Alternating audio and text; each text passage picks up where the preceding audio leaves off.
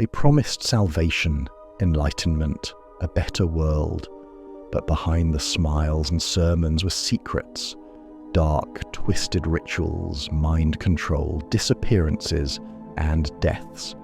These weren't just fringe movements, they were cults, and their leaders wielded power like a weapon. Some ended in tragedy, others simply vanished, leaving behind rumors and ruins.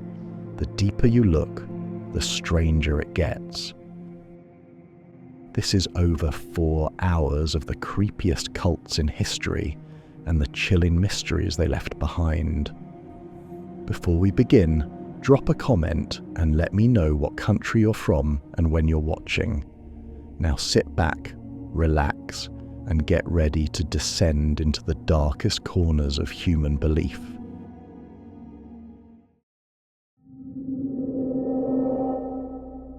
High in the Swiss Alps, where snow-crowned peaks towered majestically above quiet valleys dotted with quaint chalets, a secluded world existed behind closed doors, a realm shrouded in secrecy, illuminated only by flickering candlelight and whispered invocations. Beneath sloping roofs and behind curtains carefully drawn against the curious gaze of outsiders, small gatherings took place. Masked ceremonies steeped in symbolism, mystery, and an unshakable belief in a sacred hidden destiny. It was here, amid the pristine beauty and alpine tranquility, that the Order of the Solar Temple forged its unique vision of the cosmos, a vision whose members believed themselves chosen guardians, heirs to ancient wisdom that bound their destinies to a grand spiritual quest.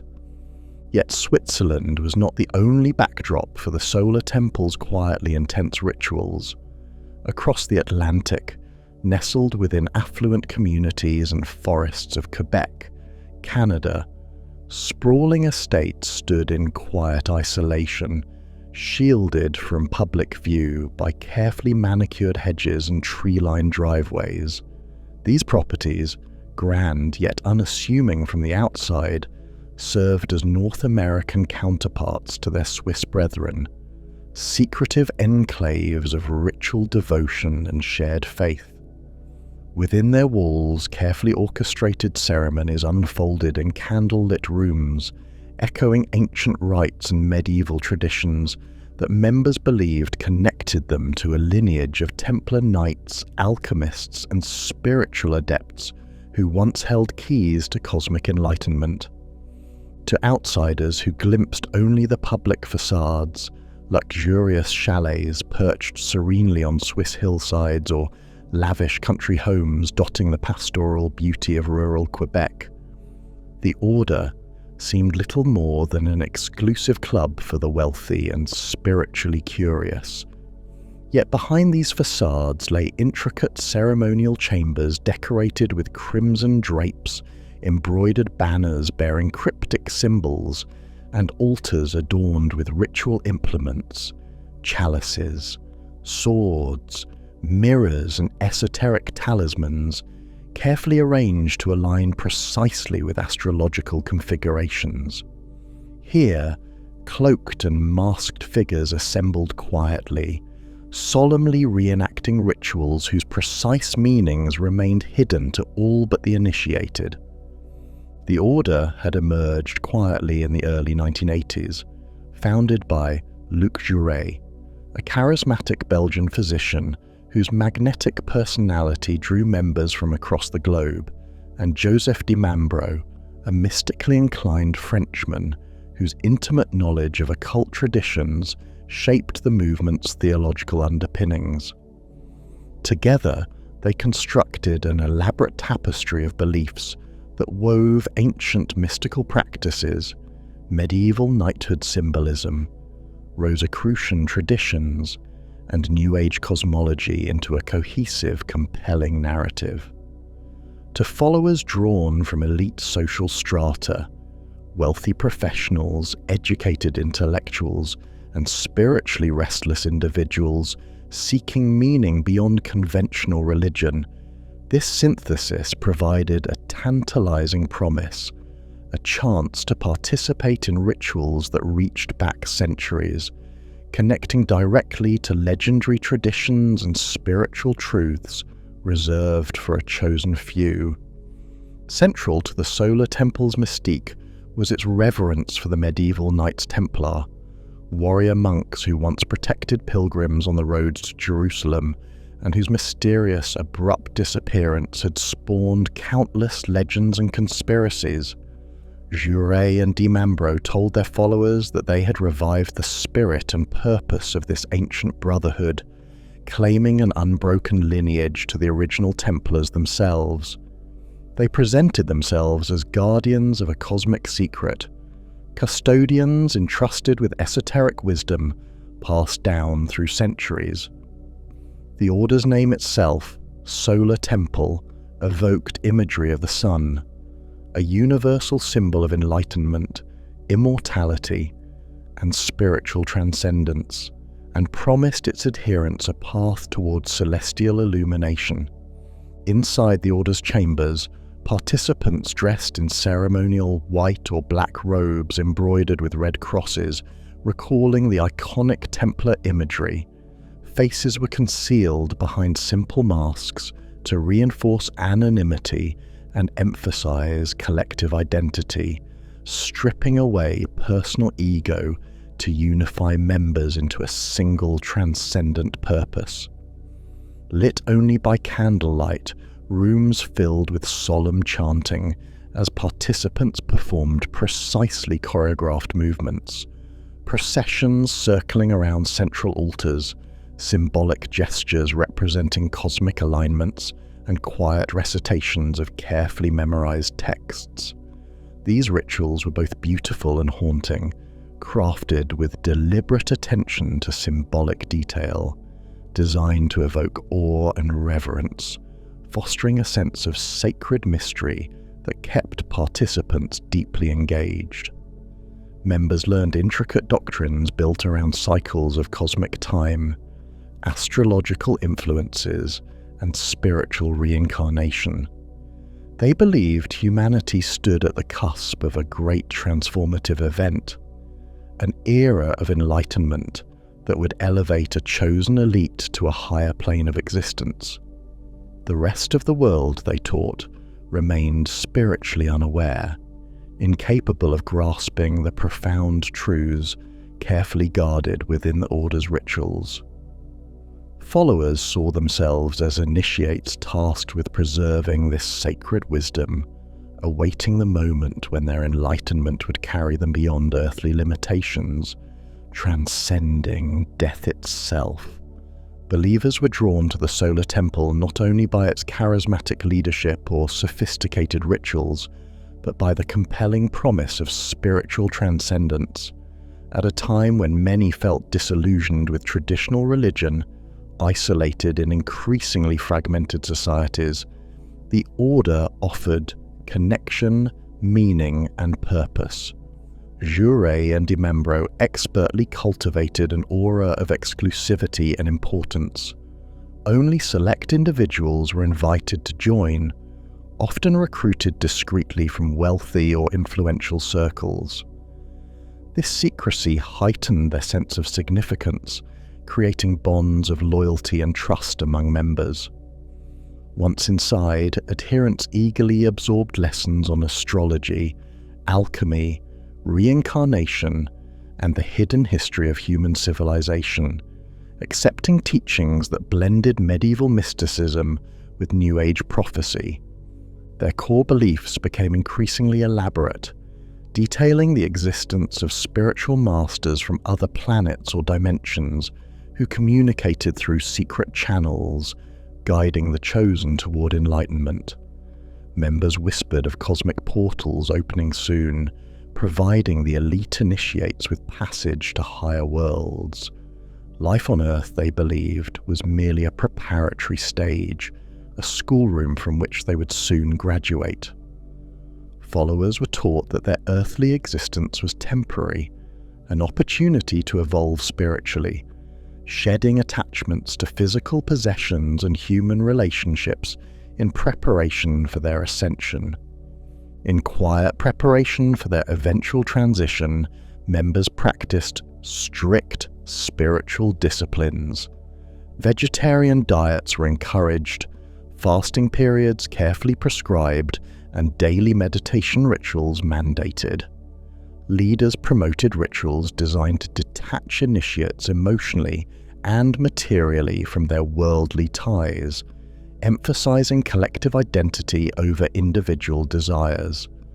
Members willingly relinquish substantial financial assets to the order, believing these sacrifices would cleanse them spiritually, demonstrating their readiness for ascension. Their resources funded increasingly lavish ceremonies, luxurious properties, and the elaborate symbolic decor of their sacred chambers, further reinforcing their devotion. Rumors circulated quietly, even among the faithful, that their anticipated spiritual transition might one day involve leaving the earthly plane entirely. Yet such possibilities were spoken of only in hushed, reverent tones, conceptual ideas never openly discussed nor questioned by believers who trusted their leaders implicitly. Indeed, adherents saw Juret and Dimambro not merely as teachers, but as enlightened intermediaries, men chosen by cosmic masters to guide them toward ultimate truth. This faith in leadership, carefully cultivated over years, left little room for doubt, creating a collective psyche perfectly attuned to accept whatever path their leaders revealed. As the Order's profile grew discreetly through the late 1980s and early 1990s, its ceremonial rituals intensified. Astrological cycles were carefully observed, celestial phenomena interpreted as signs confirming their teachings. Members increasingly spoke of imminent transformation, interpreting world events as confirmation that humanity stood poised for radical spiritual evolution. Solar eclipses, planetary conjunctions, and comet appearances were meticulously recorded, each event reinforcing members' belief in their approaching spiritual destiny. Inside secluded Swiss chalets and Canadian estates, the faithful gathered regularly to reenact sacred rites, their masked faces illuminated by flickering candlelight, solemnly preparing themselves for the moment of cosmic alignment they believed would carry them to new life among the stars. Around altars adorned with gleaming chalices, swords, and Templar crosses, initiates quietly awaited the fulfillment of prophecies, certain their role as spiritual guardians placed them uniquely among humanity, chosen bearers of cosmic wisdom that only they fully understood. Yet beyond their closed doors, the outside world remained entirely unaware of these ceremonies. Visitors passed nearby without suspicion, tourists admired the charming scenery, neighbors attended local markets, none realizing the profound spiritual intensity unfolding within those private chalets.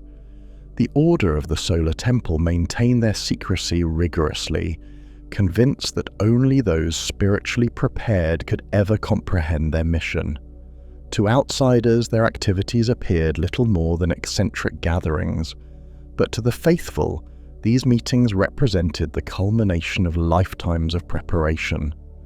As the early 1990s progressed, whispers of profound transition within the Order became more frequent. Members spoke quietly of a coming celestial alignment, an event they believed would open a spiritual portal, allowing the elite initiates passage beyond earthly existence. Details were few, understood only by leaders in their inner circle.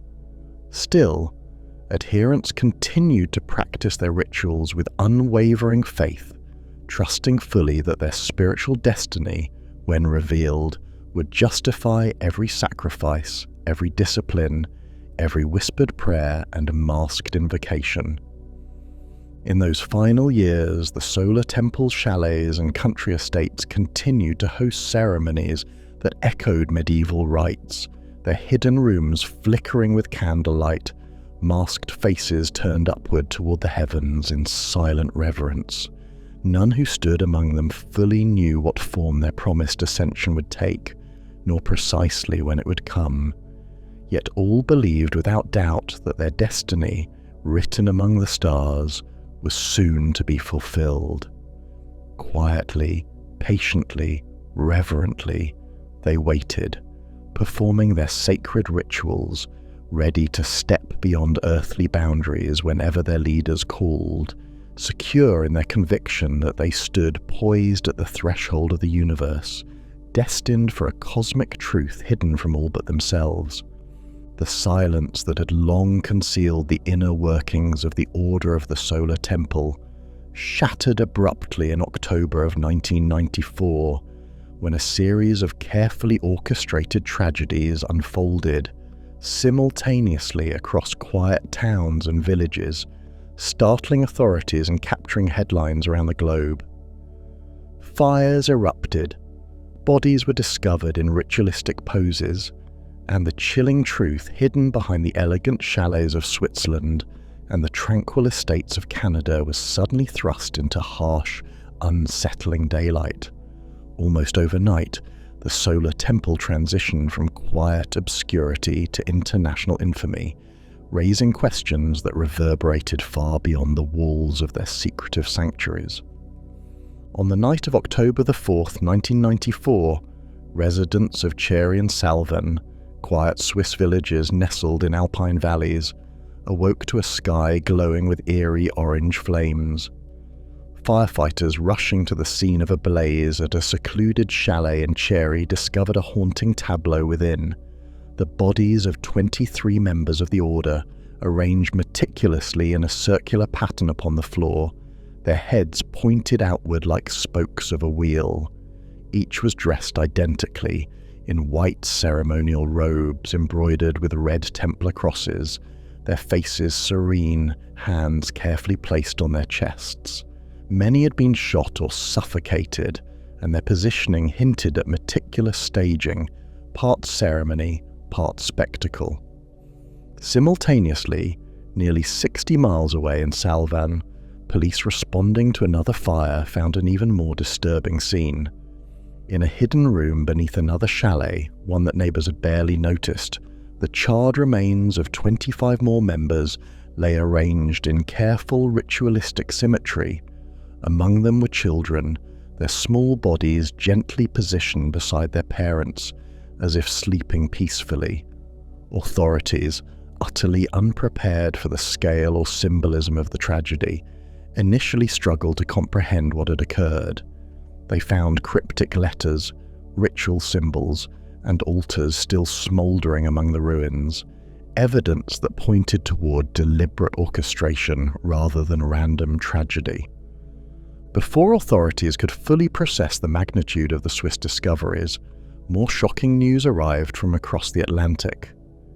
In Morin Heights, Quebec, an upscale suburb northwest of Montreal, firefighters had entered a burning mansion belonging to Joseph de Mambro, one of the Order's founders. Inside, amid lavish furnishings and sacred altars, police found 5 additional bodies arranged in similarly precise ritual formation. Each victim was dressed in ceremonial garments, faces covered in symbolic shrouds, positioned with meticulous care.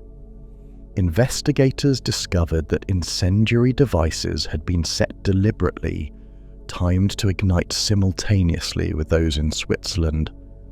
Clearly, the events had been precisely coordinated, orchestrated across continents with stunning attention to detail. The world reeled from the gruesome discoveries, struggling to grasp what motivated such orchestrated violence. International news reports seized upon the drama, spreading the strange saga worldwide. The Solar Temple, once merely an obscure group whispered about in small circles, now became a global phenomenon, dissected by journalists, experts, and terrified observers alike. Authorities grappled with haunting questions. Had these been voluntary suicides or carefully executed murders? and what could have possibly driven educated, affluent, seemingly rational people to participate in or submit to such grim acts. As authorities pieced together the puzzle, the hidden world of the Solar Temple slowly began to surface. At the heart of the order lay its charismatic and secretive founders, Joseph DiMambro and Luc Jouret. DiMambro was known among followers as an esoteric master, a mystic figure claiming direct communication with spiritual entities he referred to as masters of the cosmos. Jouret, a magnetic personality and gifted speaker, had cultivated a devoted following through his charismatic teachings, blending ancient Templar mysticism, Rosicrucian ideas, and apocalyptic prophecy. Together, they had carefully constructed a world of profound symbolic power, captivating followers eager for spiritual transcendence and ultimately guiding them down a tragic, irreversible path.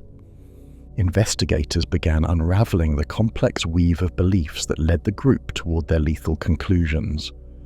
Freemasonry symbolism and Templar imagery figured prominently, red crosses embroidered on robes, ritual swords placed carefully beside bodies, secret ceremonial chambers echoing medieval initiations. But intertwined with these ancient traditions were distinctly modern elements: UFO lore, cosmic prophecies, New Age concepts of reincarnation and planetary evolution.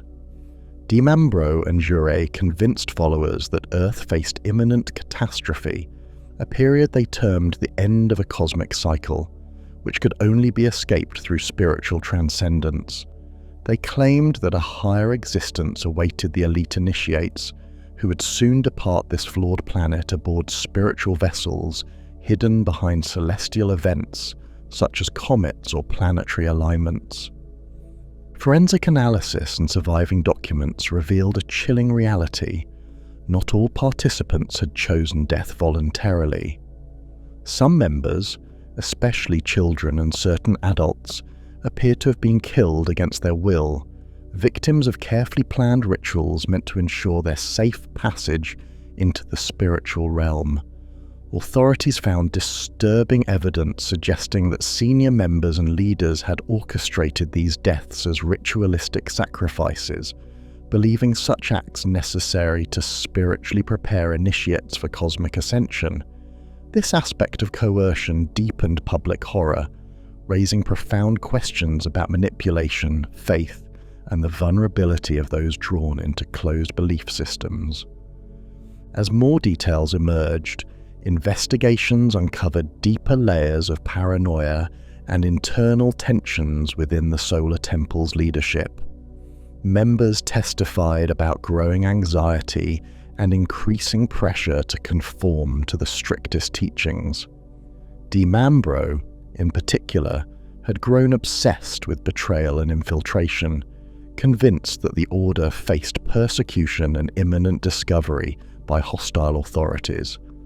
Financial strain and internal rivalries had weakened the group's structure, with some followers quietly questioning the leadership's increasingly apocalyptic rhetoric. In response, DiMambro and Jouret intensified their message, accelerating the timeline for spiritual transition. The sense of impending doom and urgency became palpable, culminating tragically in the coordinated October events. Yet the Solar Temple's deadly saga did not end in 1994. Just over a year later, in December 1995, another mass tragedy unfolded in the remote Vercors region of the French Alps, where 16 additional members, including children, died in another meticulously arranged murder-suicide ritual, timed precisely to coincide with astronomical alignments. Once again, ritual symbolism dominated the scene.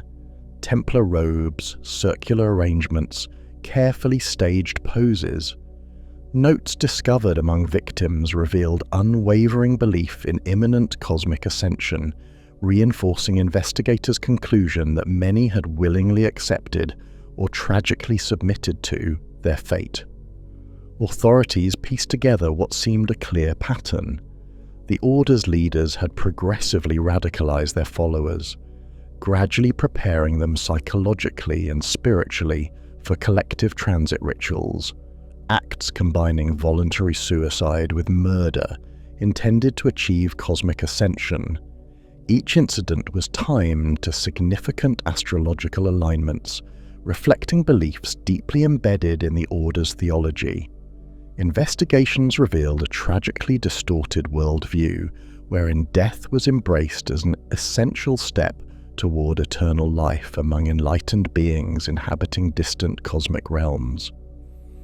Public fascination with the Solar Temple tragedy sparked heated debate about the vulnerability of individuals drawn into secretive spiritual movements, highlighting questions about the blurred lines between religion, manipulation, and cultic influence. Scholars examining the case noted how Di Mambro and Jure's careful blending of ancient symbolism, Templars, Freemasonry, and Rosicrucian traditions, with New Age cosmic beliefs and millennial anxiety created a potent psychological mix, appealing deeply to disillusioned individuals searching for meaning. Their teachings provided certainty in uncertain times, making members susceptible to increasingly extreme propositions. As followers gave up autonomy and wealth to the Order, leaving behind family, friendships, and societal ties, their isolation intensified, deepening their dependence upon leaders who controlled every aspect of their spiritual and ultimately physical existence. Survivors and family members grappled painfully with the aftermath, haunted by the knowledge that intelligent, successful loved ones had somehow come to embrace such destructive beliefs. The tragedy forced uncomfortable reflection on the fragility of human psychology and the ease with which charismatic individuals might exploit deep-seated spiritual longings, drawing even rational minds into dark and violent ends. Today, decades after the first tragic discoveries, the chalets and estates once occupied by the Order of the Solar Temple stand empty or altered, their eerie legacies lingering silently in memory. Public fascination has waned, but the unsettling mysteries remain. What precise cocktail of fear, devotion, coercion, and hope had led men and women, educated, prosperous, and capable, to participate willingly or unwillingly in such ritual horror? Authorities never entirely untangled every thread, leaving unresolved questions to echo quietly down the years.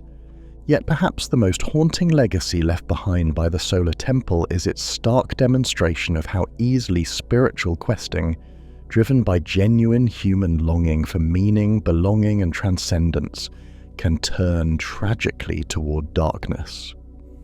At its heart, the tragedy revealed not monsters or madmen, but ordinary human beings, caught in a powerful current of belief, guided by charismatic leaders who persuaded them that death was merely a doorway to something better, something cosmic and eternal. In pursuing enlightenment beyond earthly life, they stepped irrevocably into darkness, leaving behind sorrow, bewilderment, and the echoing question that continues to reverberate in quiet alpine valleys and Canadian forests alike. How could something so profoundly spiritual, so deeply human, end in such heartbreaking tragedy? In the shifting neon glow of Tokyo, where commuters flowed like rivers beneath towering skyscrapers and vending machines blinked quietly on every corner, there existed another world beneath the city's bustling skin, a hidden world that few outsiders even suspected existed. Behind nondescript facades in crowded districts, behind storefronts that seemed ordinary in daylight, and within compounds guarded by blank-faced sentinels in white robes, strange experiments simmered under dim fluorescent lights. It was in these quiet rooms, sterile, windowless, lined with lab equipment and mystical paraphernalia, that the believers of Aum Shinrikyo meditated, their voices hushed beneath the steady hum of machines, whose purposes were not entirely known, not even to all who sat among them. These rooms formed an invisible layer beneath Tokyo's ordered society, secretive enclaves where spiritual conviction blurred seamlessly into dark science, where a calm voice whispered of an impending apocalypse, a voice that, to the devoted, resonated as absolute and unquestionable truth. That voice belonged to Shoko Asahara.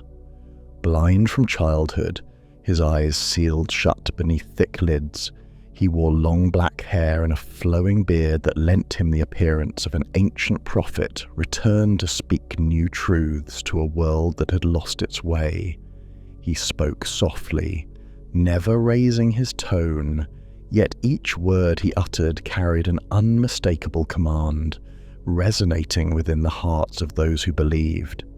Asahara had emerged from obscurity to form a new religious movement, a hybrid blend of Buddhism, Hinduism, and apocalyptic prophecy, infused with elements of Western mysticism, esoteric yoga practices, and even science fiction.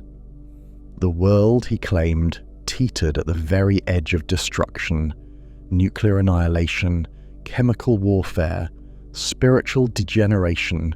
These threats loomed in every shadow, whispered in the static of broadcast televisions, and radiated silently from the power grids that spider-webbed the city. Humanity, he taught, was corrupt beyond redemption, and salvation would come only through radical purification. Only those who listened, who followed his arcane rituals and intense meditations, would survive the cataclysm. They alone would rise from the ashes, transformed and enlightened. At first, the movement he created attracted mainly the disillusioned, young, educated Japanese who, despite their outward successes, degrees from prestigious universities, promising careers in medicine, physics, engineering, felt an emptiness at their core, a sense that modern society offered nothing more than meaningless consumerism, robotic conformity, and spiritual bankruptcy. These early followers gathered in small apartments, sitting cross-legged on tatami mats, listening intently to tapes of Asahara's sermons. They practiced yoga and meditations that stretched their bodies and quieted their minds. Many spoke of feeling powerful currents of energy flowing through them, electrical pulses that seemed to confirm their spiritual progress. Word spread quietly, mouth to ear, as friends invited colleagues to attend sessions. Soon the small circle grew into a larger community, followers flocking to Aum's early headquarters, where they found camaraderie and purpose, united by their belief in Asahara's prophecy.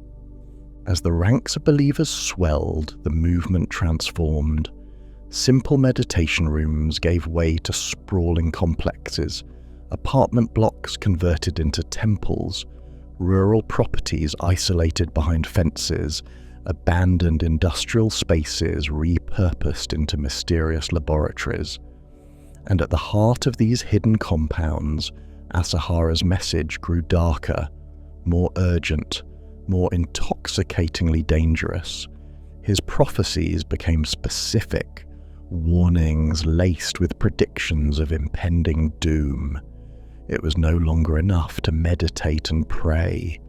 Salvation required direct preparation for the end times, preparation both spiritual and scientific. At first, the intersection between mysticism and science within Aum Shinrikyo seemed merely eccentric. Devotees sat meditating beneath electrodes designed to measure their brainwaves, attempting to visualize and alter their internal states according to the guru's instructions. Yet gradually, the science shifted toward darker horizons. Small teams of highly educated engineers, chemists, and biologists, bright disciplined individuals who had once seemed destined for promising careers now spent their days synthesizing strange chemicals, carefully blending liquids that emitted strange fumes, working quietly beneath humming ventilation hoods. Beakers and flasks lined the shelves, their glass surfaces reflecting the dull light of bare fluorescent tubes overhead. Vats and cylinders, wrapped in wires and temperature gauges, slowly filled with viscous fluids whose chemical formulas were known only to a select few. The ordinary believers, the ones meditating quietly in adjacent rooms, understood little about the specifics of these scientific endeavors, yet they sensed a seriousness, a purposefulness emanating from these forbidden laboratories. They watched silently as engineers dressed in white coats and plastic gloves moved quietly between labs and storage rooms, carrying sealed containers whose labels bore cryptic codes. Whispers spread among the rank and file. Asahara was not merely preparing them spiritually, but physically, scientifically. Salvation, it seemed, would not come solely through meditation. It required active defense, resistance against the dark forces gathering strength in the outside world. This notion was terrifying yet exhilarating to the followers. They watched as the labs expanded, becoming more complex and secretive. Underground tunnels were built beneath the compounds, rooms sealed off behind heavy steel doors. Security grew tight. Electronic keycards, surveillance cameras, armed guards standing watch day and night. Believers continued their meditation and spiritual exercises, chanting sacred phrases, consuming herbs and chemicals said to heighten their spiritual sensitivity, yet always aware of the distant hum of machinery beneath their feet, the silent industry of chemists whose tasks remain mysterious and unspoken. At the center of it all stood Asahara, blind yet seemingly omniscient, his physical presence powerful and magnetic. When he moved through the compound, disciples whispered in awe.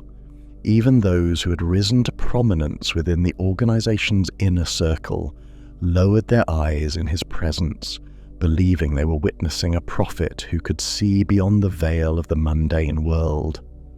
He sometimes sat in meditation, motionless for hours, his calm exterior belying a mind consumed by visions of apocalypse and renewal. His teachings had evolved into intricate theories of cosmic destiny, mixing detailed discussions of ancient Hindu scriptures with modern quantum mechanics and predictions drawn from scientific papers. To his followers, this fusion of spiritual enlightenment and cutting-edge science seemed both inevitable and profoundly significant. Soon, a hierarchy emerged, a complex organizational chart outlining roles within the movement. At the bottom stood ordinary believers, living communally in sparse rooms, eating simple vegetarian diets, following rigid schedules dictated by Asahara's teachings. Above them were monks and nuns, individuals who had pledged their entire existence to the guru's vision, performing rituals, delivering sermons, supervising meditations, and maintaining strict discipline. At the pinnacle were Asahara's closest lieutenants, individuals handpicked by the guru himself for their loyalty, intelligence, and dedication to the cause. These were men and women trusted enough to know about the experiments taking place deep beneath the compounds, tasked with overseeing scientific projects whose goals grew increasingly alarming and secretive. Within these laboratories, chemists painstakingly synthesized sarin, a deadly nerve agent first developed by Nazi scientists during World War II. They tested small batches, learning its deadly efficiency, carefully documenting results. Engineers designed delivery systems, sprayers, aerosol generators, sealed canisters that could quietly release invisible clouds of death. Microbiologists explored deadly pathogens, culturing bacteria and viruses in petri dishes stored in locked incubators. Yet outside these secretive spaces, life continued in an orderly rhythm, the wider body of followers largely unaware of the horrors being quietly concocted beneath their feet. In meditation halls, chants rose and fell, incense wafted gently, and Asahara's voice promised salvation even as instruments below measured poison gases with clinical precision. Few outside observers understood what was unfolding behind the serene facade of Shinrikyo. The group's properties drew curious glances, whispers from neighbors, occasional visits from skeptical authorities who saw strange but seemingly harmless religious fervor. Yet, beneath the surface, hidden machinery hummed.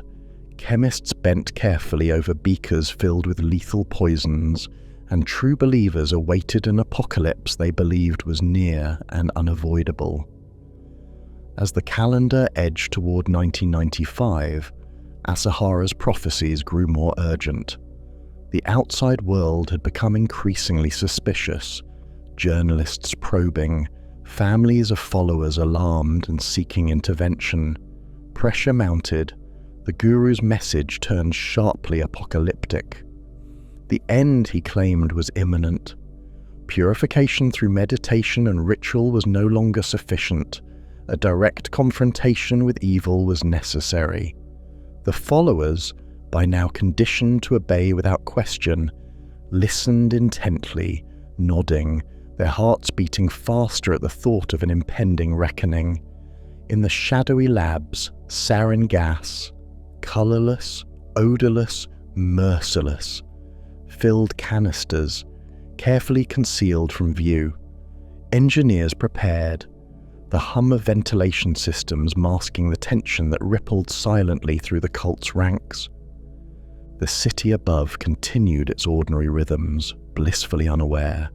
Office workers hurried through subway stations, children laughed on playgrounds, commuters boarded trains at crowded platforms.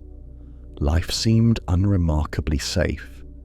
Yet beneath their feet, Shinrikyo followers prepared for apocalypse, their white robes fluttering gently as they meditated beside humming machines, as chemists finalized formulas, as Shoko Asahara sat quietly, blind yet all-seeing, his voice whispering promises of purification and survival to those who trusted him absolutely. And there, at the precipice of catastrophe, we pause, before poison flooded the air, before Japan awoke to horror, before science and mysticism converged to shatter a nation's sense of security forever. When the morning of March 20th, 1995 broke gently over Tokyo, a city of meticulously ordered efficiency and tireless motion, nothing about the dawn suggested that the day would leave a permanent scar on the nation's psyche. Subway trains rattled steadily along their iron veins beneath streets still quiet and calm, ferrying millions of workers, students, and citizens toward their daily routines. Office workers gripped briefcases, eyes sleepy and minds already occupied with schedules, deadlines, and obligations. School children chattered softly, backpacks brimming with textbooks, their innocent laughter mixing with the gentle hum of a Monday morning commute. The dense weave of daily life, the intricate balance of precision and routine that defined Tokyo's identity, seemed unbreakable, a seamless fabric that nobody suspected could unravel in an instant. Yet, beneath the rhythmic clatter of trains and the orderly queues on station platforms, beneath the city's polite facades, a sinister plan had already been set irrevocably in motion. 5 men, dressed as ordinary commuters in suits and carrying inconspicuous plastic bags wrapped in newspaper, quietly boarded separate subway trains converging on the bustling heart of the metropolis. These men were neither ordinary commuters nor harmless travelers. They were highly educated, deeply indoctrinated members of Aum Shinrikyo, chosen and trained to execute an attack designed by their blind guru, Shoko Asahara. An attack meant not merely to kill, but to rupture reality itself, to tear away the veil separating the mundane world from a twisted apocalypse their leader had promised was imminent. Inside each plastic bag, hidden from the eyes of oblivious passengers, was a liquid-filled container containing sarin gas, the lethal nerve agent synthesized meticulously in the cult's secret laboratories. As the trains moved closer to their central convergence points, Kasumigaseki, a nerve center of Tokyo's government, administrative, and financial districts, the attackers punctured their packages with sharpened umbrella tips, releasing the clear, odorless poison onto the floors of the crowded subway cars. Within moments, the potent chemical evaporated into invisible clouds that seeped swiftly through the confined spaces, mingling silently with the breathing air. Passengers who had been standing peacefully, gripping handrails or seated quietly, lost in thought, began to cough, choke, and struggle for air as their vision blurred. Bodies dropped to the floor. Panic blossomed from confusion into raw terror. Above ground, it took precious moments for authorities to grasp what was unfolding below. Commuters stumbled from the subway exits, blinded, vomiting, gasping for air, collapsing onto sidewalks and streets.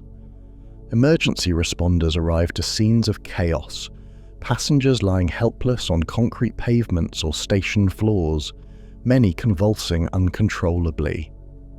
Initial reports spoke vaguely of a gas leak or a chemical accident, but as medical teams struggled desperately to revive the stricken victims, administering atropine injections, oxygen masks pressed hurriedly over faces pale with fear and shock, it became painfully clear that Tokyo was under attack.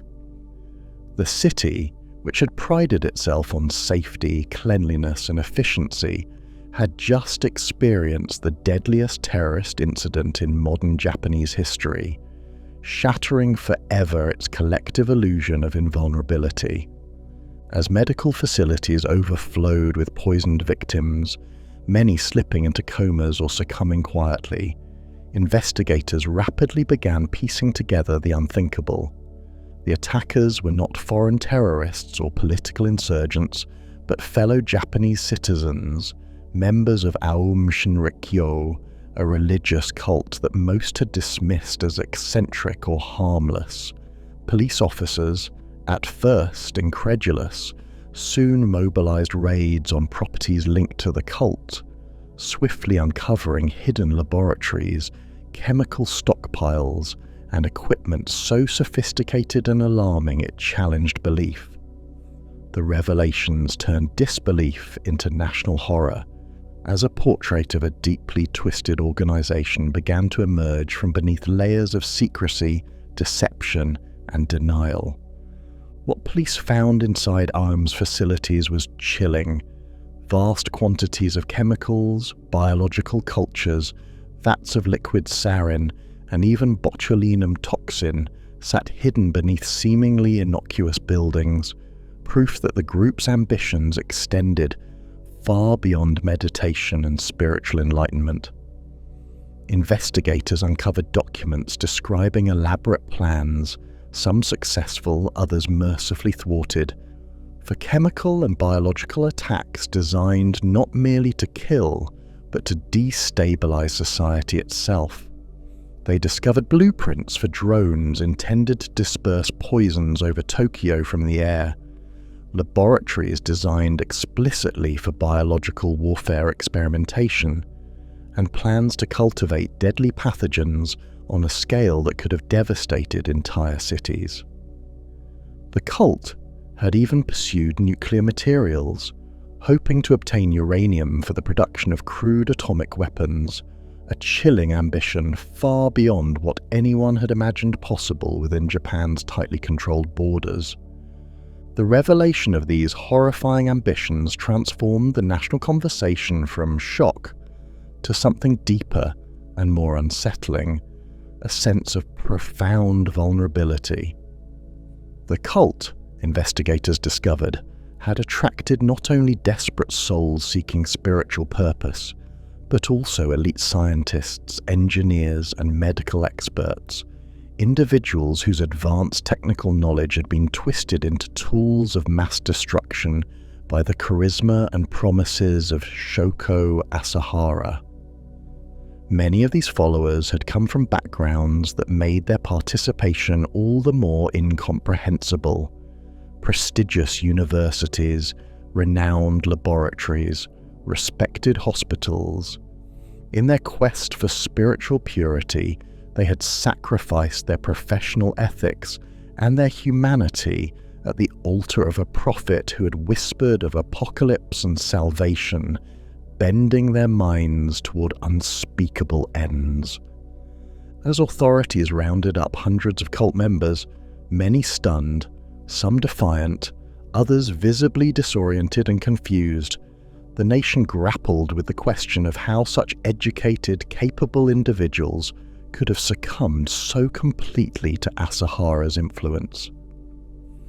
In lengthy trials that would span years, the Japanese public listened in stunned silence to testimony detailing Aum Shinrikyo's practices, drug-fueled rituals, violent punishments for those who strayed, forced isolation from families and outside society, and intensive psychological manipulation designed to strip away individuality. Former followers describe being made to meditate for hours or days without rest, subjected to electric shocks intended to purify their minds, forced to ingest hallucinogenic substances in rituals designed to blur the lines between reality and delusion. At the center of all these practices was Asahara, blind and physically unimposing, yet wielding an influence over his followers so absolute it bordered on hypnotic possession. Japan wrestled deeply with these revelations. Media broadcasts replayed endless footage of cult raids, chemical seizures, police dragging barrels marked with skulls and crossbones from obscure facilities hidden in plain sight. Newspapers printed harrowing accounts from survivors, stories of burning throats, blinding pain, bodies sprawled helplessly on subway floors as sirens seeped silently through crowded compartments. Families of cult members, anguished and bewildered, shared painful narratives of losing loved ones to the grip of Aum Shinrikyo, their children or siblings vanishing into a closed-off world whose horrors were now spilling openly onto the national stage. Throughout the trials, Asahara himself remained strangely detached, occasionally mumbling incoherently, refusing to offer explanations or remorse. His quiet indifference only deepening the sense of mystery and dread surrounding him. Eventually sentenced to death, he sat impassively in court, eyes closed as always, outwardly serene even as prosecutors detailed his direct role in orchestrating the subway attack and numerous other atrocities. His devoted followers, sentenced alongside him, often expressed deep remorse, confusion, or even outright horror at their own actions, struggling to reconcile their spiritual aspirations with the brutal reality of the acts they had committed under his guidance. Yet for all the exhaustive investigations, for all the testimony and tears, for all the shocking revelations about poison labs and apocalyptic doctrines, no one fully understood how the guru had transformed brilliant minds into willing accomplices in mass murder. Japan emerged from the nightmare deeply wounded, its sense of collective security shattered, forever altered by the knowledge that such darkness could grow unseen within its orderly society. Today, The Tokyo subway sarin attack stands as a stark and chilling reminder of the human capacity for destruction cloaked in spiritual certainty. The poisoned veil was lifted for only a moment, but it revealed the profound vulnerability of a nation and a species that believed itself rational, enlightened, and safe. Beneath Tokyo's shining surfaces and polished routines, something monstrous had grown unnoticed until it was too late, until poison gas rose silently through subway cars and ordinary citizens collapsed in agony. And though the perpetrators have faced judgment, though Asahara himself has long since met his fate, the haunting questions remain. How could ordinary, educated individuals descend into fanaticism so willingly? How could science be harnessed so thoroughly to a vision of apocalypse and terror? These questions linger unanswered, echoing quietly beneath Tokyo's bustling streets, behind the polite smiles, beneath the humming neon, a hidden reminder of the shadows humans carry within, shadows capable of emerging suddenly, terribly, into the world we think we know.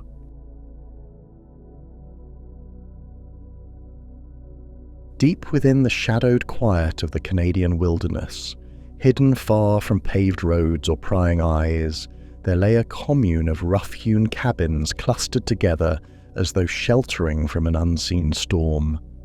The landscape around was a seemingly endless expanse of trees and brush, a sprawling maze of pine, spruce and hardwood forests, broken occasionally by rocky outcroppings, clear streams, and stretches of marshland that glistened under a perpetual melancholy sky. The silence here was profound, interrupted only by the crackling of distant branches, the whispering of wind through leaves, or the occasional murmur of voices rising briefly from the clearing where these humble dwellings stood. This isolated settlement was an unnatural presence in the vastness of nature, an intrusion, starkly human in its strangeness, yet unsettling in its absolute detachment from the outside world. The people who lived here moved quietly beneath pale northern skies, their figures lean and gaunt, eyes cast downward more often than not. They were clothed in shabby garments, worn thin and patched many times over, their faces lined prematurely by hardship and exposure. But behind their weariness was an intensity, an almost mechanical obedience, as they carried out their daily tasks under the watchful eyes of the man they called their prophet, their leader, their father, Roch Thériault. Thériault himself stood apart, unmistakably different from those who followed him, broad-shouldered and imposing with a thick beard that framed features both rugged and deceptively charismatic. Roch possessed eyes that could flash warmth one moment and turn icy the next. His voice was deep, resonant, able to shift effortlessly from soothing reassurance to thunderous reprimand. He had a natural magnetism that had drawn people from ordinary lives into the isolated heart of this forest commune, compelling them to abandon their former selves in favor of a new identity shaped entirely by his vision. By day, the members of Thériault's group were compelled to build endlessly, compulsively, constructing cabins, sheds, fences, and watchtowers, each structure intended to fulfill some grand design Roch alone seemed to understand.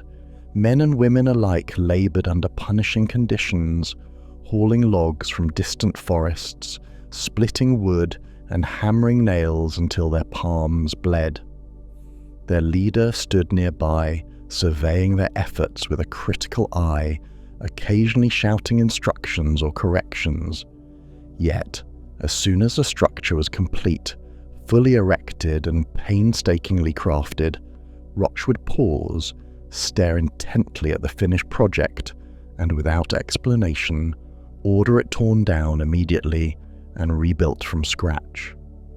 At first, his followers questioned this peculiar cycle of creation and destruction, but Roch's explanations, layered with biblical imagery, prophecy, and his own cryptic theology, soon silenced all doubt. "This is our trial," he would explain softly, his voice gentle yet unyielding.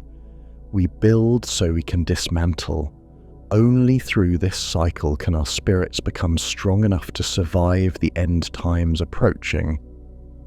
In his teachings, the endless labor symbolized spiritual purification, a perpetual striving toward holiness.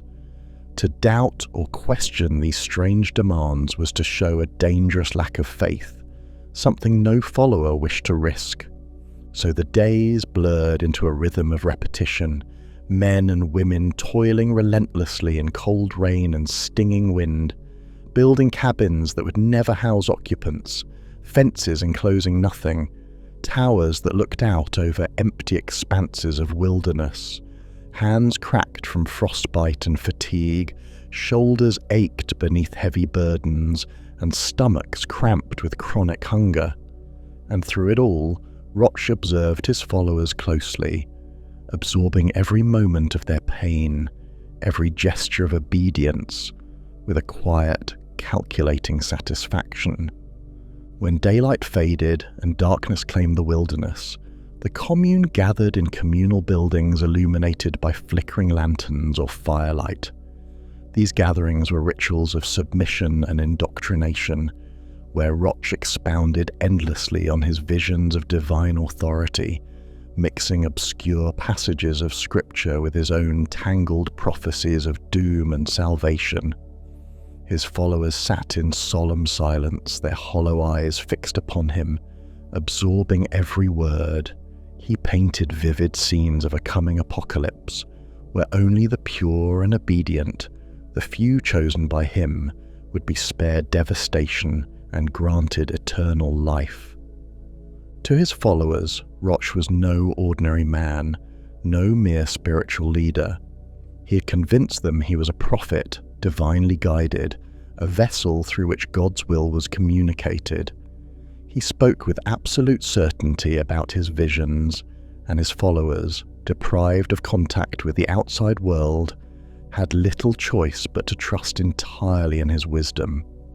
Slowly, imperceptibly, their individual identities eroded.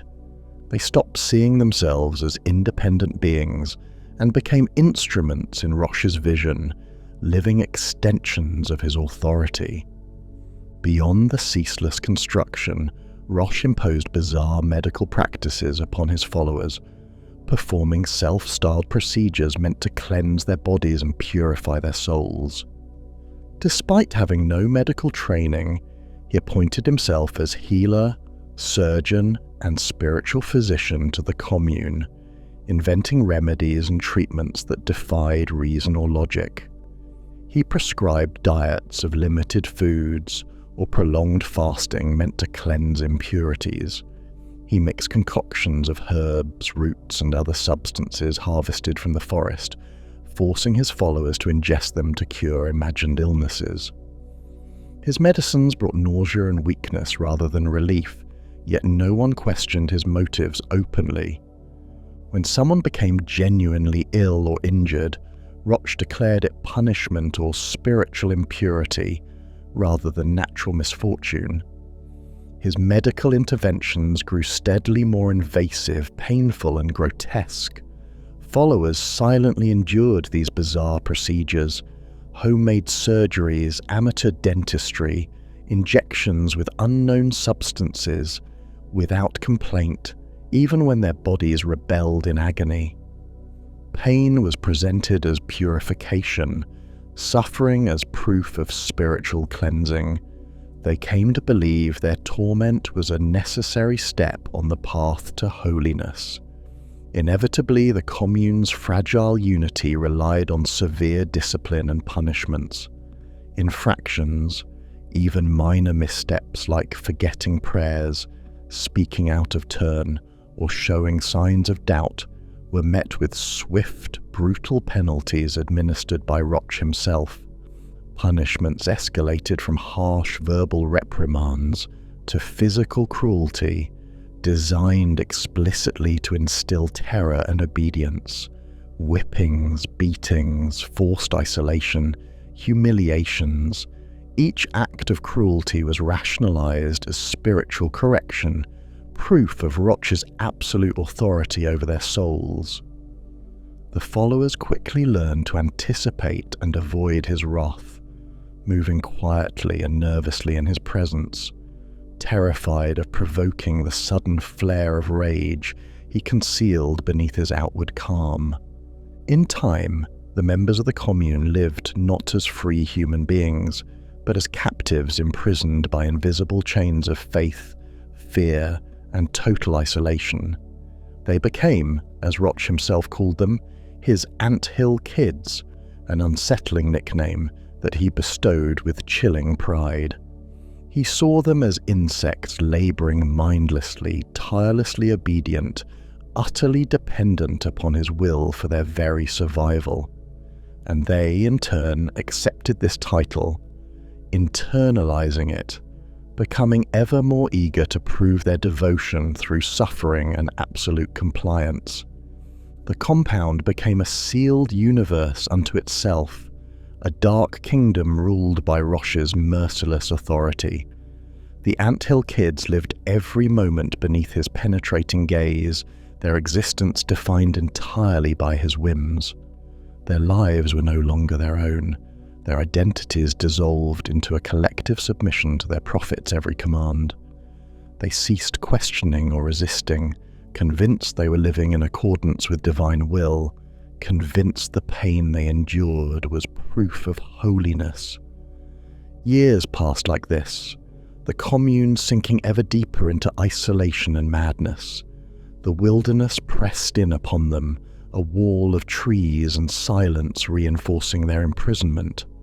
They forgot the lives they had left behind, the families and dreams they once possessed, now replaced entirely by Roch's vision and demands. Each morning, they awoke exhausted yet obedient, their bodies aching, their spirits numbed. And each night, they collapsed into uneasy sleep, dreading the tasks, punishments, and strange rituals that tomorrow would inevitably bring.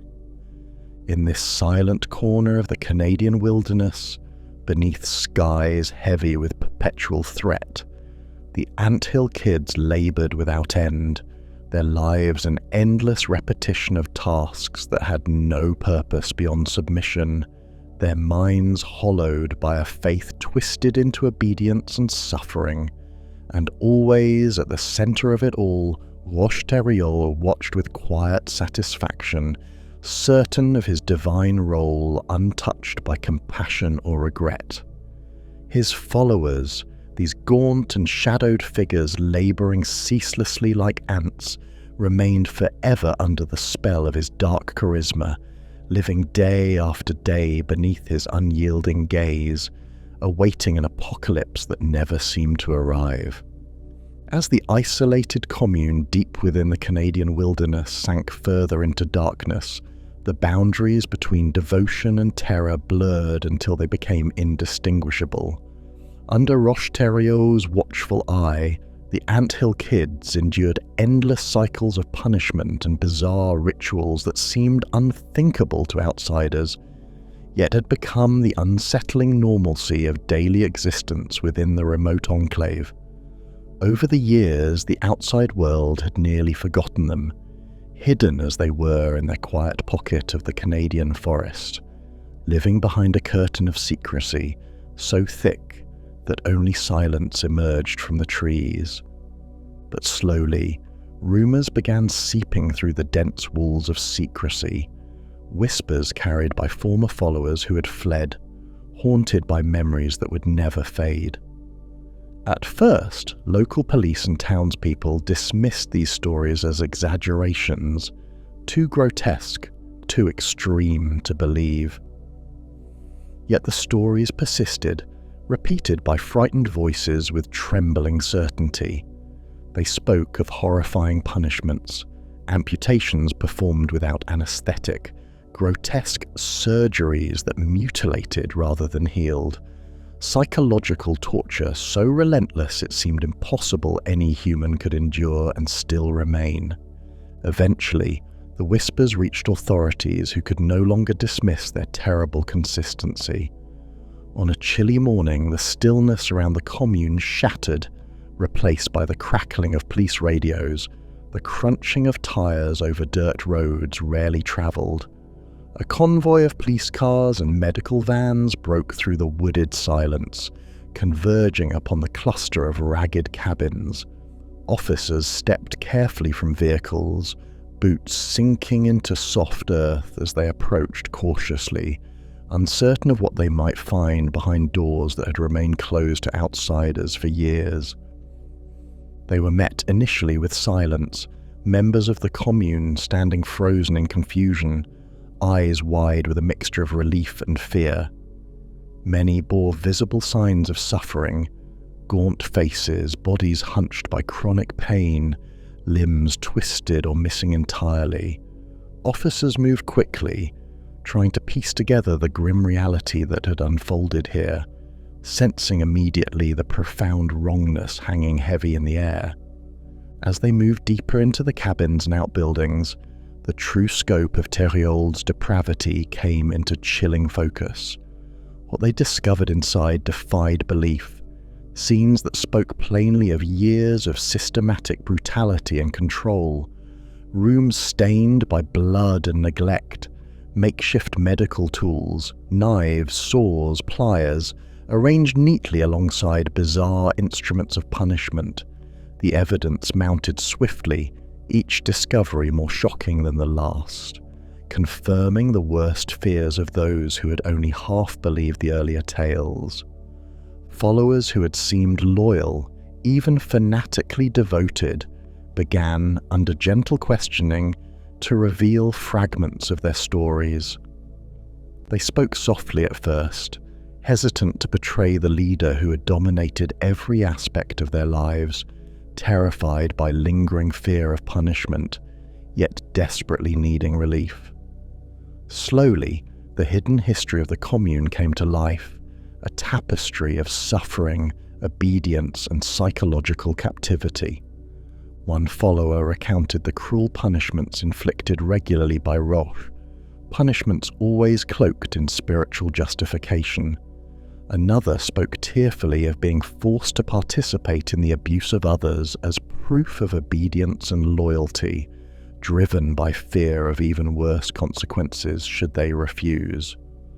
A third follower described in harrowing detail the surgeries Roche performed without training or anesthesia, procedures that left bodies permanently scarred or disabled, and yet another revealed how children were taken from parents, isolated and raised communally under strict abusive conditions, deprived of normal affection or nurturing, moulded instead into frightened, obedient beings who knew nothing but suffering and punishment.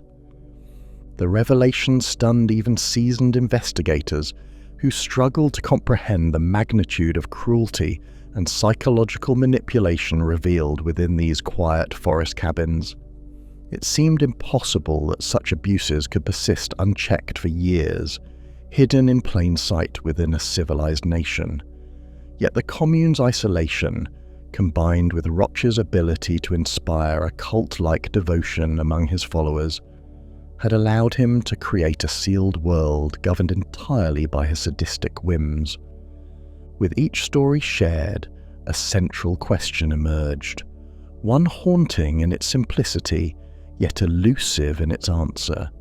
Why had these followers stayed? How had Roche maintained such a tight, unbreakable grip upon the minds and bodies of those he tormented so severely? To outsiders, their submission seemed incomprehensible, almost irrational. Yet to psychologists, investigators, and survivors themselves, the explanation lay in a complex mixture of isolation, dependency, fear, and charismatic authority wielded expertly by their leader. Experts soon began unraveling the psychological threads that bound the Anthill Kids together. Roch had crafted a perfect storm of emotional manipulation, religious fanaticism, and physical isolation, each reinforcing the others to create a near-total mental captivity. Followers who entered the commune had often come from troubled backgrounds, searching desperately for purpose and belonging.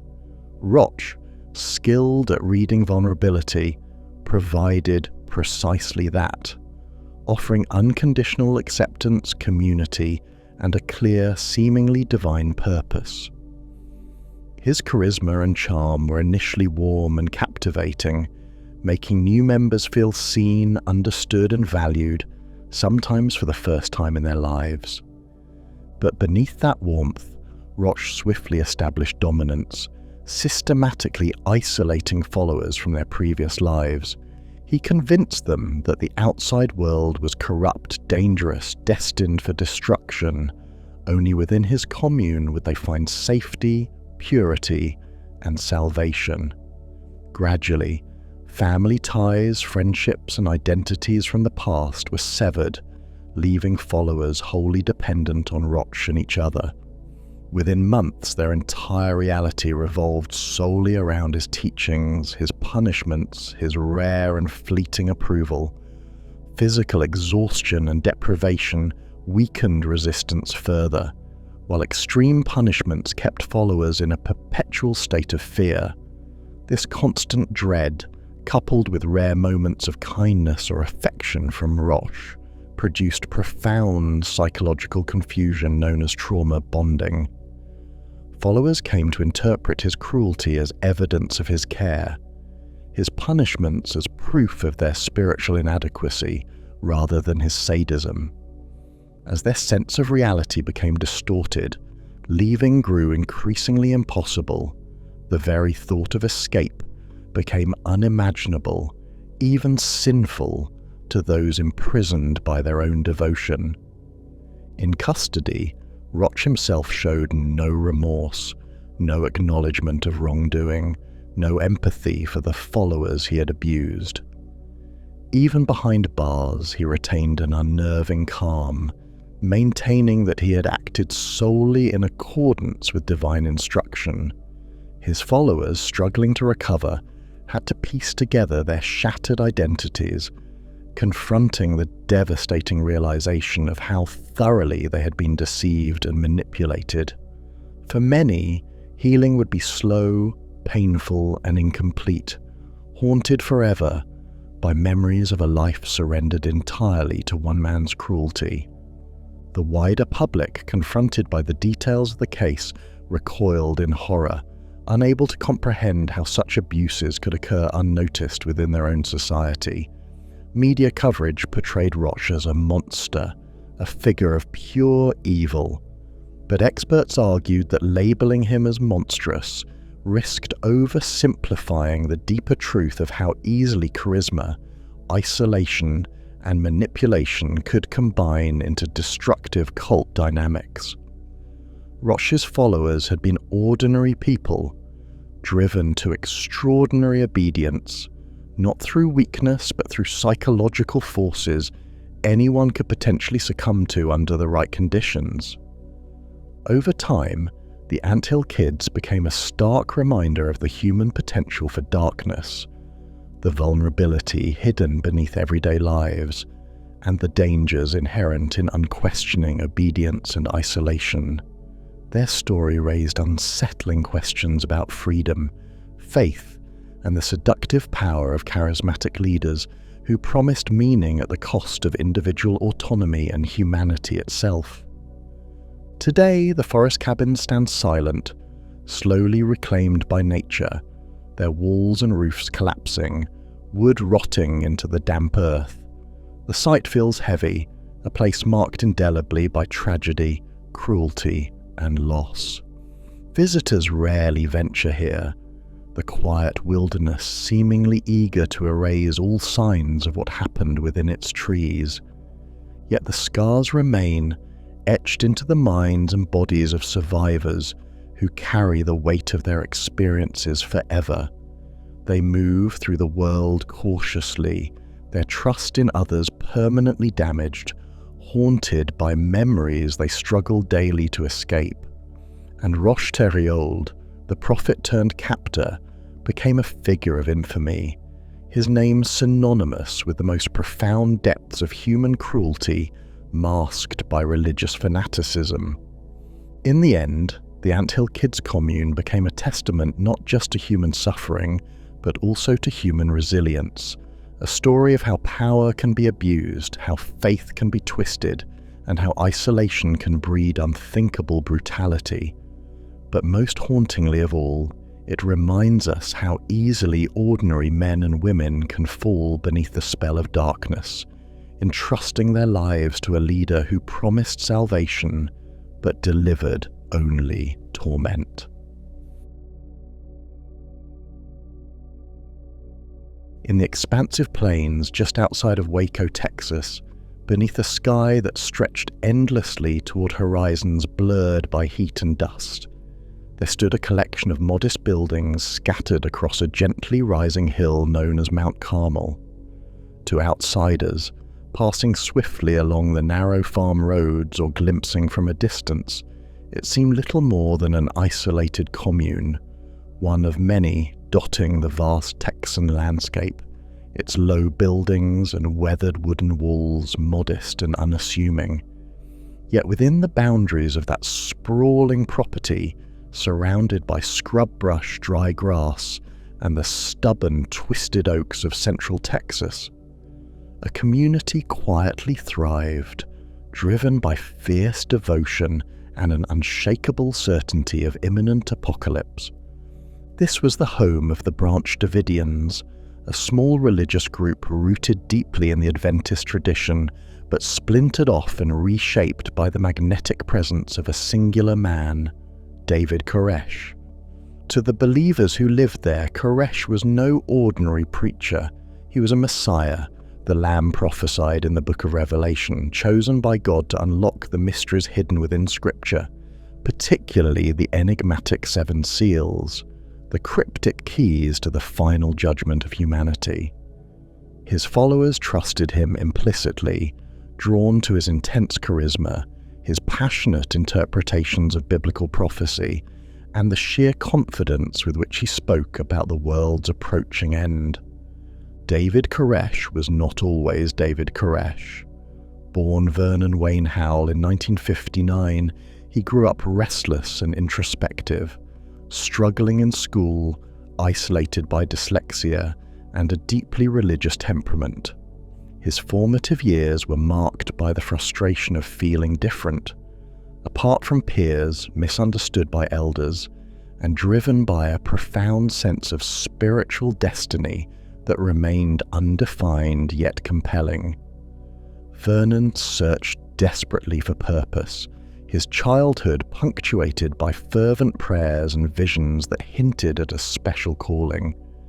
By early adulthood, he had immersed himself deeply in Scripture, absorbing prophetic texts with obsessive intensity, guided by voices and visions he claimed as divine revelations.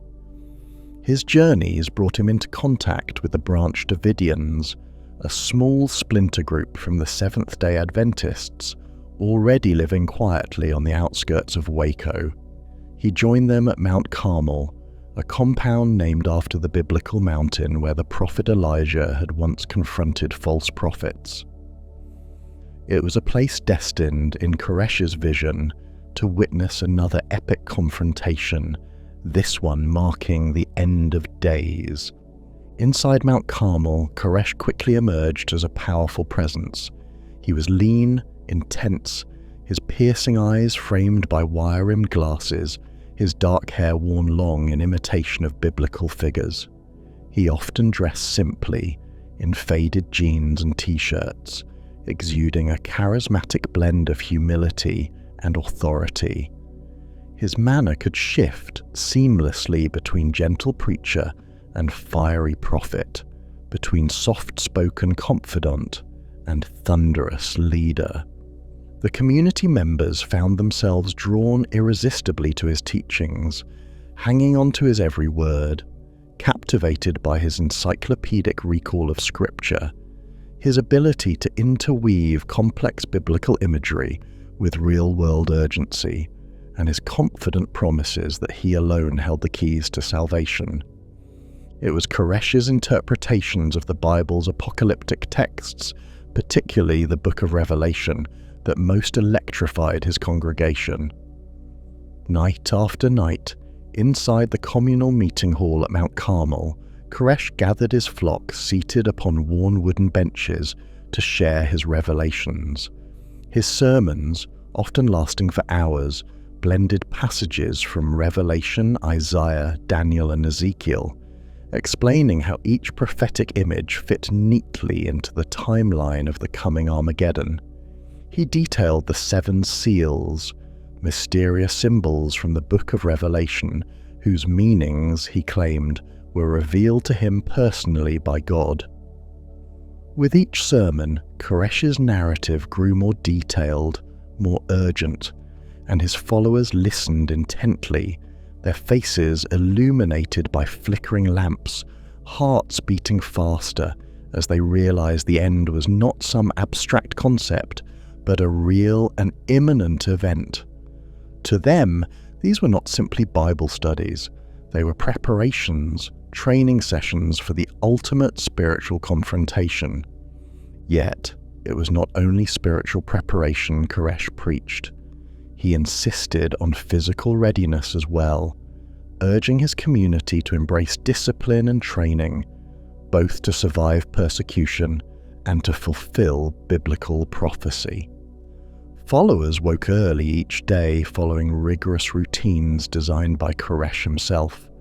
Prayer sessions gave way to manual labor on the compound, repairing roofs, erecting new buildings, tending vegetable gardens, caring for livestock, tasks that kept the community largely self-sufficient and isolated from outsiders.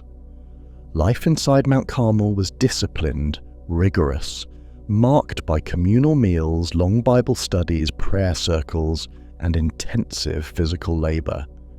Every member, from the youngest children to elderly grandparents, had a clearly defined role, part of a sacred collective mission. Music played a critical role in Koresh's teachings as well. A gifted guitarist and songwriter, he regularly integrated music into his sermons, accompanying himself as he sang original hymns and psalms inspired by biblical passages. The music, often haunting and poetic, echoed through Mount Carmel's halls late into the night. His voice, gentle yet powerful, wove itself into the fabric of daily life. Families gathered around in candlelit rooms to sing along with their Messiah, the melodies serving as emotional anchors for the community's spiritual experience, making Koresh's teachings feel deeply personal and profoundly immediate. Beyond spiritual discipline and communal labor, Koresh emphasized military-style readiness. Believing deeply that government persecution and violent confrontation were prophesied as part of the end times, he began stockpiling firearms and ammunition, building a formidable arsenal within the compound. His followers, mostly peaceful and devout, nonetheless learned to handle weapons, practiced marksmanship, and drilled regularly, preparing themselves for what Koresh assured them was the inevitable final conflict. Military preparedness became another sacrament, another aspect of their faith, reflecting their belief that the world outside was corrupt, hostile, and inevitably violent toward those chosen by God. To outsiders, particularly neighbors and residents of nearby Waco, the activities at Mount Carmel seemed increasingly suspicious, even alarming. Locals, uncertain of exactly what transpired behind the compound's fences, whispered about that strange cult, wondering aloud about the charismatic preacher who seemed to wield mysterious control over his followers. Rumors spread, fed by glimpses of armed men patrolling the perimeter, occasional gunfire heard echoing from distant target practice, and the peculiar isolation practiced by the branch Davidians. Few neighbours truly understood the depth of the group's beliefs, the profound sincerity of its members' devotion, or the genuine sense of purpose and belonging that had attracted families from across America, and indeed the world, to follow Koresh into voluntary seclusion. Inside the compound, however, families lived a shared life marked by profound belief. Husbands, wives, and children gathered each evening around communal tables, breaking bread together, reciting prayers, sharing daily chores, and studying scripture under Koresh's careful guidance. Children were raised to believe firmly in the truth of Koresh's teachings, playing games that mimicked biblical stories, their entire world confined within Mount Carmel's boundaries. Adults, many with advanced education and once promising careers, willingly abandoned their former lives, convinced that Koresh's prophecies offered a higher calling. Doctors, teachers, engineers, men and women once thriving in mainstream society, gave themselves fully to the branch Davidians, trusting Koresh not only as their spiritual leader, but as their direct connection to divine revelation. Yet, beneath the community's outward harmony, darker currents quietly flowed. Koresh's authority extended beyond spiritual matters, affecting every aspect of his followers' lives, including deeply personal relationships. He claimed special marital privileges, declaring himself entitled to multiple wives, even teenage girls, citing scriptural precedent and divine instruction. Devoted followers acquiesced, believing in his divine mandate. These practices were whispered about cautiously, known internally, yet seldom questioned. The absolute nature of Koresh's authority, his apparent sincerity, and the genuine religious fervor shared by his followers reinforced a closed-loop system of belief, insulated against criticism from the outside or skepticism from within. Thus, Mount Carmel thrived in its quiet isolation, a community awaiting apocalypse, building toward the end Koresh had promised. Weapons continued to accumulate, prayers intensified, sermons became more impassioned, more urgent. The faithful readied themselves spiritually and physically for Armageddon, certain that their prophet, their Messiah, their David Koresh, would soon lead them through the final tribulation and into salvation. They trusted him utterly, following him down every path he carved through scripture, through song, through prophecy. Yet even as they prayed, studied, and trained, none inside the walls of Mount Carmel fully realized that their preparations were rapidly drawing toward a collision, one whose scope, whose violence, whose tragedy would far exceed even Koresh's vivid apocalyptic visions. And though the outside world still saw them merely as strange neighbors, outsiders had begun to take notice, slowly circling closer to the compound's edges, eyes narrowed with suspicion. In the early morning hours of February 28, 1993, the tranquility of the Texas prairie surrounding Mount Carmel was shattered by the heavy rumble of approaching vehicles. The sky above the sprawling compound was streaked with pale ribbons of dawn, the air cool and quiet, as families inside still slept or quietly prepared for another day of prayer and labor beneath the prophetic guidance of David Koresh. Yet beyond the thin wooden walls of their homes, beyond the perimeter fences and sparse trees lining the dusty roads, a convoy of dark vehicles sped toward them, filled with federal agents clad in tactical gear, tense with anticipation. A carefully planned raid, months in the making, was about to unfold, aimed at arresting Koresh and confiscating the substantial cache of weapons he had amassed within Mount Carmel. The Bureau of Alcohol, Tobacco, Firearms and Explosives, known as the ATF, had been investigating the branch Davidians for allegations of illegal firearms possession, including converting semi-automatic weapons into fully automatic machine guns. Undercover agents had quietly infiltrated the surrounding area, collecting intelligence and evidence, watching the compound closely from hidden surveillance points, speaking discreetly with neighbors and former members who had left Mount Carmel. Their reports painted a picture of a heavily armed community devoted absolutely to their charismatic leader, who preached regularly about the coming Armageddon and prepared his followers meticulously for imminent confrontation.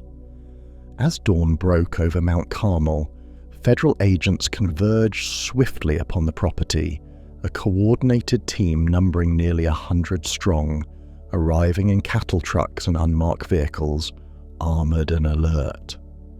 Helicopters hovered overhead, their blades churning through the morning air as agents rapidly deployed, rifles raised, orders shouted clearly, precisely, their goal to swiftly secure the property, arrest Koresh, and prevent any violence before it could ignite. But the element of surprise had already been lost. Hours before, someone had tipped off the branch Davidians, perhaps a local reporter who had been inadvertently alerted, perhaps a community member who had noticed unusual activity nearby. David Koresh and his closest disciples were waiting, armed and prepared, convinced that this was the violent persecution he had long prophesied. From within Mount Carmel's buildings, rifles were leveled, weapons loaded, hearts pounding in fearful anticipation. What had begun as a carefully calculated raid quickly dissolved into chaos.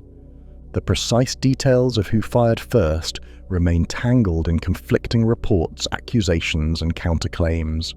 Agents stormed forward toward the compound, calling out commands, but gunfire erupted almost instantly, sudden and fierce, echoing across the Texas prairie. Bullets shattered windows, pierced wooden walls, and sent families scrambling for cover. Federal agents, their faces etched with disbelief and urgency, took cover behind vehicles and scattered trees, returning fire as their careful plan unraveled into desperate confusion. Inside Mount Carmel, the families who had gathered so often around communal tables, who had studied the 7 seals under Koresh's careful instruction, now found themselves caught in a maelstrom of violence and terror. Men, women, and children hurried toward basements and inner rooms, clutching each other, whispering frantic prayers amid the sounds of relentless gunfire. Koresh himself, wounded early in the assault, moved hurriedly through corridors, directing his followers, exhorting them to hold their faith. His voice, always strong, always confident, now trembled with urgency, with the realization that this moment was both the fulfillment of his prophecies and a terrifying descent into chaos. By the time the shooting subsided that morning, both sides had suffered losses. 4 ATF agents lay dead, their bodies sprawled in the dirt outside the compound. Numerous others were severely wounded. Inside Mount Carmel, several branch Davidians had fallen as well, their bodies laid hastily aside by distraught followers. Their deaths interpreted as martyrdom in the face of government persecution. Yet the initial gunfight, as devastating as it had been, was only the beginning.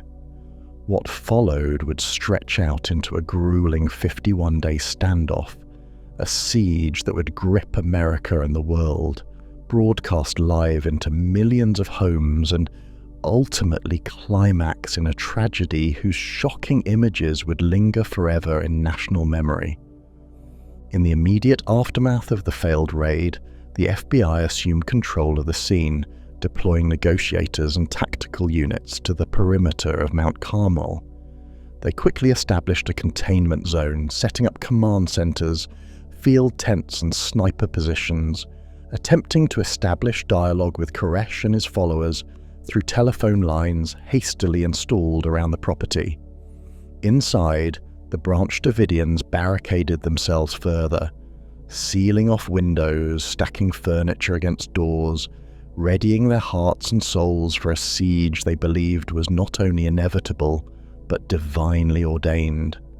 Over the following weeks, the siege became an uneasy stalemate, a tense dance between federal agents and Koresh, who spoke regularly by telephone with negotiators, often delivering long, scripture-filled sermons even as negotiators pressed him to surrender peacefully.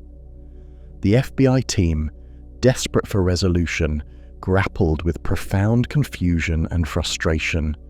Koresh repeatedly promised to lead his followers out peacefully, only to abruptly change his mind, claiming new instructions from God required him to wait, to delay, to remain steadfast within the compound. Meanwhile, beneath the constant gaze of federal sharpshooters, life inside Mount Carmel descended into physical and psychological torment. Electricity had been cut, food and water grew increasingly scarce. Adults rationed meals carefully, ensuring the children ate first, though hunger and exhaustion steadily weakened everyone. Koresh himself, wounded, endured intense pain, often lying in darkness, refusing medical evacuation, interpreting his suffering as part of God's plan. Families crowded into cramped rooms, waiting, listening anxiously to negotiators' calls, to the hum of armored vehicles patrolling outside, and to Koresh's sermons, which now carried a palpable desperation, a sense of impending, final confrontation. Throughout the siege, the FBI utilized psychological tactics, blasting loud music, recordings of animal screams, and high-intensity floodlights aimed directly into Mount Carmel's windows to weaken the Branch Davidians' resolve. Inside, mothers covered their children's ears, rocking them gently as sleepless nights piled upon each other, the relentless psychological pressure fraying nerves, deepening fears, and reinforcing Koresh's warnings that the outside world intended violence, persecution, and martyrdom. Finally, on the morning of April 19th, after 51 days of fruitless negotiation and mounting frustration, FBI commanders ordered an assault designed to force a resolution. Armored vehicles moved forward, punching holes in the compound walls, injecting tear gas inside, intended to flush the Davidians out, forcing surrender without further loss of life. But inside Mount Carmel, panic, confusion, and conviction mixed dangerously. As tear gas filled corridors, fires suddenly erupted, flames racing swiftly through wooden structures. To this day, how the fires started remains intensely debated, accusations flying from both sides. Yet the reality was undeniable. Within minutes, Mount Carmel became a horrifying inferno. FBI agents watched helplessly from outside, unable to penetrate the flames, hearing the desperate screams from within. Families inside ran frantically through smoke-filled halls, searching for exits as the heat intensified rapidly, choking clouds of black smoke filling every room. Some managed to escape, stumbling out, collapsing into agents' arms, dazed and gasping for air. But many, far too many, were trapped, succumbing within moments to smoke, heat, and flames that quickly consumed everything. When the smoke cleared, the devastation was absolute. The nation watched in stunned silence as television cameras broadcast live images of Mount Carmel reduced to smoldering ruins. In total, 76 Branch Davidians perished that day, including David Koresh himself. Among the dead were many women and children, their bodies later discovered huddled together in groups, attempting desperately to shield each other from the flames. In the aftermath, survivors recounted haunting details, Koresh's prophecies of martyrdom, the intense spiritual devotion they felt toward him, the blurred lines between sincere faith, manipulation, and tragedy. Investigations would reveal complex truths, triggering national debate about government tactics, religious freedom, and responsibility. Conspiracy theories flourished, questioning the FBI's decisions, fueling distrust and anger that lingered for decades. Yet what remained beyond dispute was this. Beneath the endless Texas sky, inside Mount Carmel's quiet walls, a community once united by faith and devotion had met a violent, heartbreaking end, a fiery conclusion to David Koresh's prophecies, broadcast live and etched indelibly into the collective memory. The ashes of Mount Carmel lingered as reminders of how deeply held beliefs, isolation, fear, and forceful authority could intertwine tragically, leading to an outcome no one fully intended, yet no one would ever forget. They arrived softly, almost as whispers, travelling through city streets and sunlit parks, beneath wide blue skies and across landscapes where the scent of incense mixed sweetly with guitar melodies, drifting lazily through the air. In their colourful clothes, bell-bottomed pants, flowing skirts and flower crowns, they carried themselves with an easy joy that seemed impossible to resist. They smiled openly at passers-by, offering greetings that felt warm and genuine. Hugs freely given, smiles sincere, eyes filled with hope and something deeper, a radiant certainty that drew curious strangers closer. Everywhere they went, they sang songs about love and peace, their voices harmonizing effortlessly around a gently strummed guitar, accompanied by tambourines and maracas. It was music that sounded like sunlight, a carefree invitation to join something wonderful and new. It was the late 1960s, an era charged with longing, restlessness, and the search for meaning. Young people across America, and soon the world, were in motion, leaving behind conventional homes and predictable lives in search of a deeper purpose, something larger and more fulfilling than the conventional paths their parents had followed. They sought authenticity, community, and spiritual awakening, anything that would make sense of a world shaken by war, social unrest, and cultural transformation. Into this vast ocean of seekers came David Berg, a charismatic preacher whose teachings promised not only clarity and purpose, but a radical new kind of love that would transform the very fabric of human connection. Berg's message was intoxicating, and his followers carried it everywhere, radiating a sense of calm conviction that spoke deeply to the era's hungry hearts. Berg's early followers called themselves the Children of God, and as their numbers grew, they established communal houses in cities and towns across America. These homes became centers of creativity and spirituality, places where everyone seemed to belong, places where doors were always open and food was always shared.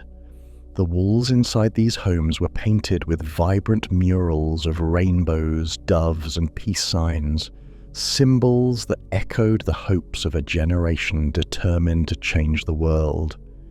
Inside, you could find groups of young men and women gathered in circles on faded carpets, guitars on their laps, voices lifted in song and prayer. Posters with scripture passages and Berg's own teachings, illustrated in colourful, almost cartoonish letters, adorned nearly every surface. Candles flickered on low tables, casting soft shadows that danced gently across the faces of those who had already pledged their hearts and lives to Berg's revolutionary vision. David Berg, who soon became known affectionately as Moses David, or simply Mo, remained somewhat mysterious even to his followers. He seldom appeared publicly, preferring instead to communicate his teachings through Mo letters, carefully handwritten messages filled with scripture interpretations, prophetic insights, and deeply personal directives. These letters became sacred texts for the children of God, eagerly read and reread, shared among members, and displayed prominently throughout each communal home. Berg's writings combined traditional Christian concepts with radical social ideas, painting a vision of a world transformed through divine love, communal living, and total commitment to spiritual evangelism. Newcomers to the children of God were immediately drawn into the heart of this tightly knit community.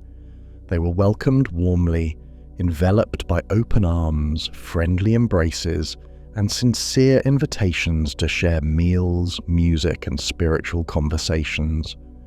For those arriving from fractured families or lonely city streets, the warmth of acceptance felt miraculous, life-changing, a balm to wounds long hidden. There was an intoxicating sense of belonging, a promise that they would never again be alone, that here among Berg's followers they would find a family more meaningful and enduring than the one they had left behind. And so, young people from all walks of life, runaways, idealists, hippies, artists, musicians, students, and dreamers, found themselves surrendering eagerly to the communal lifestyle of the children of God. They gave away personal possessions, shedding their old identities in favor of a new collective purpose, driven by Berg's charismatic teachings.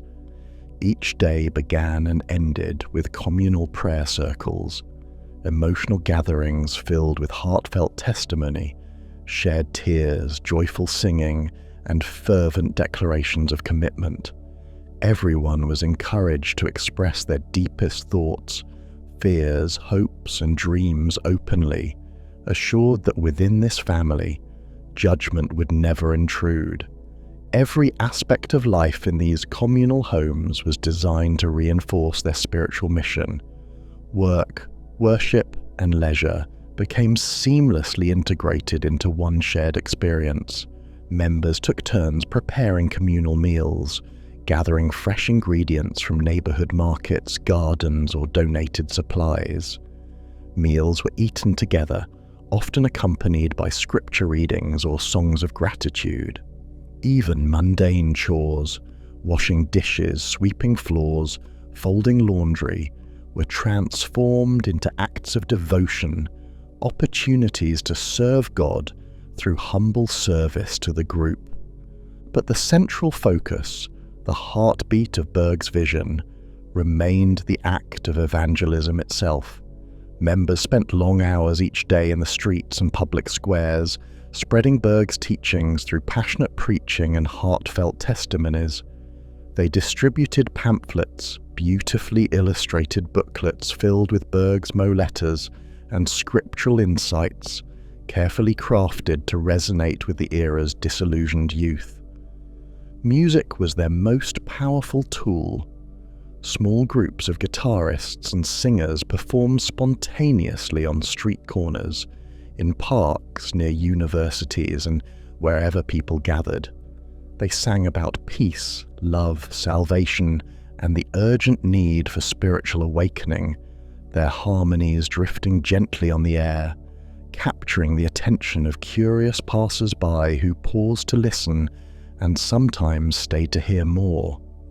Many who encountered these traveling evangelists felt deeply moved, touched by the sincerity of their message and the open warmth they extended. These spontaneous public gatherings often lasted long into the night, conversations flowing easily beneath stars or street lamps as people shared their life stories, struggles, and spiritual yearnings. For those who felt lost or uncertain, the invitation to visit a Children of God house felt irresistible, a chance to experience firsthand the profound sense of community and love they witnessed among Berg's followers. Newcomers who accepted the invitation were welcomed enthusiastically, their presence celebrated by singing, hugging, and spontaneous prayers of gratitude. They were encouraged to share their stories openly, embraced with warmth, acceptance, and gentle assurances that they had finally found their true home. Within days, many found themselves making commitments they never expected, pledging loyalty to Berg's teachings, abandoning former lives, and embracing fully this new spiritual family. It was a seductive process, driven not by coercion, but by the irresistible pull of belonging, purpose, and the promise of eternal, unconditional love. Yet, as the children of God expanded rapidly, spreading into dozens and then hundreds of communal homes around the globe, Berg's teachings began to shift subtly, growing more radical, more revolutionary. The emphasis on love, community, and spiritual awakening evolved to include increasingly explicit discussions of sexuality and relationships, framed always as divine expressions of love. Free love became not just tolerated, but openly embraced, seen as a spiritual practice, a means of demonstrating love and unity within the community. Traditional boundaries of monogamy, marriage, and conventional family structures loosened, replaced by an open embrace of communal intimacy as a manifestation of divine connection. Berg's Mo letters articulated these shifts clearly and provocatively, framing sexual freedom as part of God's plan, an expression of divine joy and unity. Members studied his words reverently, absorbing these teachings deeply, integrating them into daily life. Slowly but steadily, traditional moral boundaries blurred, replaced by an ever-expanding understanding of spiritual freedom and radical openness. For young idealists seeking liberation from society's strictures, Berg's messages resonated deeply, affirming their deepest instincts and legitimizing desires previously seen as taboo. Inside the communal houses, this evolution was embraced joyfully, celebrated openly. Gatherings became increasingly exuberant, music and dancing stretching late into nights, emotional and physical boundaries dissolving freely among participants. Love, once an abstract ideal, became tangible and immediate, woven into every interaction, embraced without shame or hesitation. For Berg's followers, it was as though they had finally found paradise on earth, a place where spirit and flesh united effortlessly, where the divine spark within each person was honored completely, free from judgment or shame. Thus, by the early 1970s, the children of God had transformed from a small gathering of idealistic seekers into a global movement, their communal houses filled with men and women who believed they had discovered a radical new path to salvation. They radiated love openly, joyfully, singing songs that echoed through cities around the world, inviting all who would listen to join their joyous, transformative family. At the heart of it all stood David Berg, their prophet and guide, whose words shaped every aspect of their lives. To the children of God, Berg's teachings seemed like the long-awaited truth, the key to unlocking human happiness, peace, and spiritual fulfillment. Yet, beneath the bright music, the joyous gatherings, and heartfelt embraces, a deeper complexity quietly grew. Questions lingered, often unspoken, at the edges of their perfect paradise. But for now, in this early moment, no one spoke openly of doubts or fears. For now, love remained their guiding star, the music continued unbroken, and Berg's words were accepted without question, guiding them ever forward into a future filled with promise, passion, and the absolute certainty that they had finally found the true path of eternal love. The children of God, which had once seemed a vivid dream of spiritual freedom and unbounded love, slowly began to reveal a far darker reality beneath its bright musical surface. By the late 1970s and early 1980s, David Berg's letters, once considered profound spiritual wisdom, had evolved into something that deeply unsettled many within the movement. Yet the deeply ingrained culture of obedience and devotion ensured that few dared openly question Berg's increasingly radical teachings. But whispers grew louder, internal doubts deepened, and for many, the paradise they once believed in began unraveling painfully before their eyes. At first, the troubling practices were shrouded in secrecy, passed quietly among members through Berg's so-called Mo letters, documents carefully circulated within the movement but kept hidden from outsiders. These letters, initially centered on spiritual love and evangelical freedom, gradually took on increasingly explicit sexual themes. In particular, Berg began promoting an evangelistic method he termed flirty fishing, or simply FFing. The practice involved female followers using sex as a means of converting outsiders, attracting potential recruits and securing financial support. Berg's letters presented it as divine missionary work, framing sexual seduction as an expression of selfless spiritual sacrifice. Women who had previously embraced Berg's message of liberated spirituality found themselves pressured into intimate relationships with strangers, politicians, businessmen, potential donors, and others deemed useful to the group's survival and expansion. The boundaries blurred between free choice and coercion. Members who hesitated or resisted were gently yet firmly reminded that true devotion meant obeying God's instructions as interpreted through Berg's writings. Many women felt trapped, believing that refusal would mean failing God and betraying their spiritual family. Their loyalty, manipulated by Berg's teachings, became the very chain that held them captive. Behind closed doors, the practice spread globally, quietly carried out in communal homes and private locations in Europe, Asia, South America, and the United States. Yet for years, these actions remained hidden from public view, carefully obscured beneath the family's cheerful public persona. Outwardly, they maintained their bright smiles, open invitations, and joyful songs, even as they struggled privately with the emotional trauma inflicted by their new roles. The cost was immense.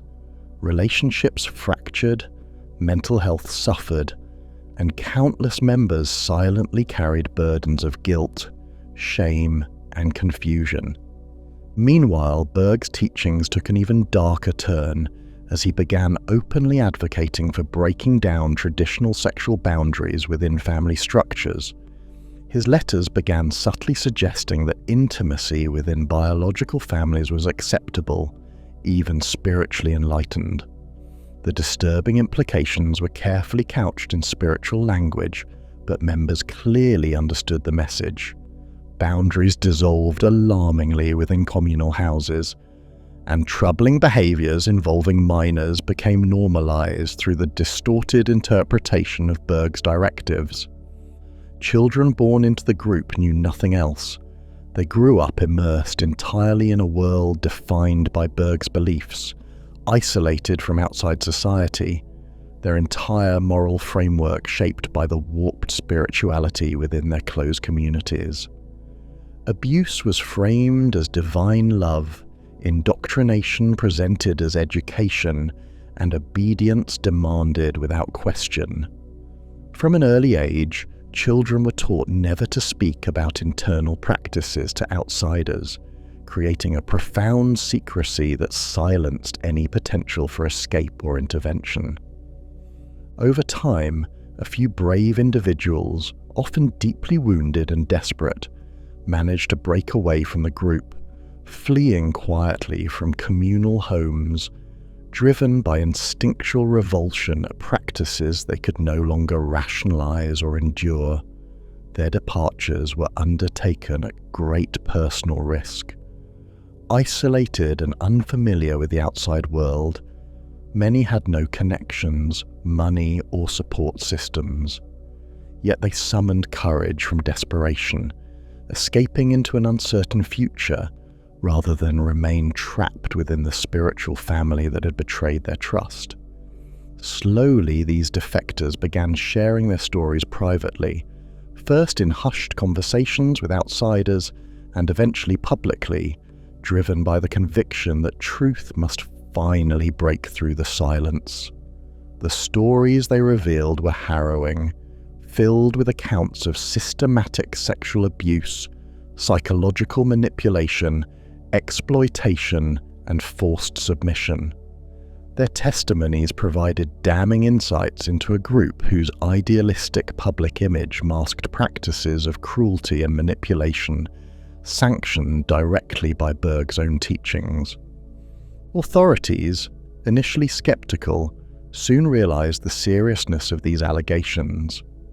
In the late 1980s and early 1990s, police raids were conducted on family communes in multiple countries, uncovering substantial evidence, letters, photographs, and first-hand accounts that supported the claims of survivors. Court cases unfolded publicly, drawing widespread attention as former members bravely detailed their experiences, recounting the emotional scars inflicted by years of indoctrination and abuse. Yet prosecuting these cases proved immensely challenging. The Family International was dispersed globally, complicating legal actions across international borders. Members were adept at obscuring evidence, recanting testimonies under pressure, and presenting carefully sanitized versions of their communal lives. Leadership vehemently denied wrongdoing, framing allegations as misunderstandings or exaggerated claims by disgruntled defectors. Lawyers, funded by wealthy supporters, skillfully defended the group, portraying them as victims of religious persecution rather than perpetrators of abuse. Despite these obstacles, testimonies from survivors mounted steadily, revealing a consistent pattern of systemic manipulation and exploitation. Survivors described childhoods marred by constant emotional trauma, blurred boundaries, and twisted spirituality. They detailed how music, once a joyful means of evangelism, had become a tool for psychological conditioning, songs repeatedly reinforcing the group's ideology, making rebellion nearly unthinkable. Spiritual devotion itself became a weapon, wielded skillfully by Berg and the group's leadership to secure obedience and silence. Following David Berg's death in 1994, leadership within the Family International scrambled to rebrand publicly. Berg's widow, Karen Zerby, known internally as Mama Maria, took control, distancing herself publicly from Berg's most explicit teachings, claiming reforms had been made. The group downplayed its radical doctrines, presenting itself as a mainstream evangelical organization dedicated to humanitarian work and spiritual support. Communal houses became more discreet, their former colorful exuberance replaced by suburban anonymity. But the damage had already been done. The testimonies of former members had firmly entrenched public awareness of the group's abuses. Journalists, documentary filmmakers, and writers investigated deeply, ensuring the world fully understood the horrifying realities beneath the surface of the Family International's bright promises. Books, films, and media coverage exposed Berg's teachings in unflinching detail, transforming the group from an obscure evangelical movement into a widely recognized symbol of the dark potential hidden within charismatic religious communities. For survivors, leaving the group marked only the beginning of a long, painful journey toward recovery.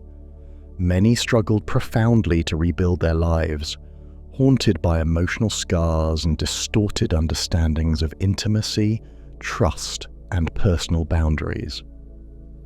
Therapy, counseling, and support groups became essential lifelines as they worked slowly to reclaim identities lost within Berg's manipulative teachings. Yet even decades later, some found complete healing elusive, the deep wounds of childhood trauma continuing to impact their daily lives and relationships. Today, the Family International continues to exist in a greatly diminished form, operating quietly beneath mainstream religious facades. Publicly, the group asserts reforms have addressed past abuses, portraying itself as a benign evangelical ministry engaged in charitable works. Internally, however, Berg's writings remain influential for many longtime members who privately continue to revere him, maintaining carefully hidden communities worldwide. The story of the Family International, once known as the Children of God, remains an enduring cautionary tale about the dangers of unchecked charismatic authority, secrecy, and isolation. It illustrates painfully how idealistic promises of spiritual liberation can disguise profound manipulation and abuse. Most powerfully, it underscores the importance of believing survivors who courageously speak truth, breaking the silence imposed by those who sought to control their lives entirely. Their experiences remain a stark reminder of human vulnerability and the necessity for vigilance against abuses hidden behind masks of spiritual enlightenment.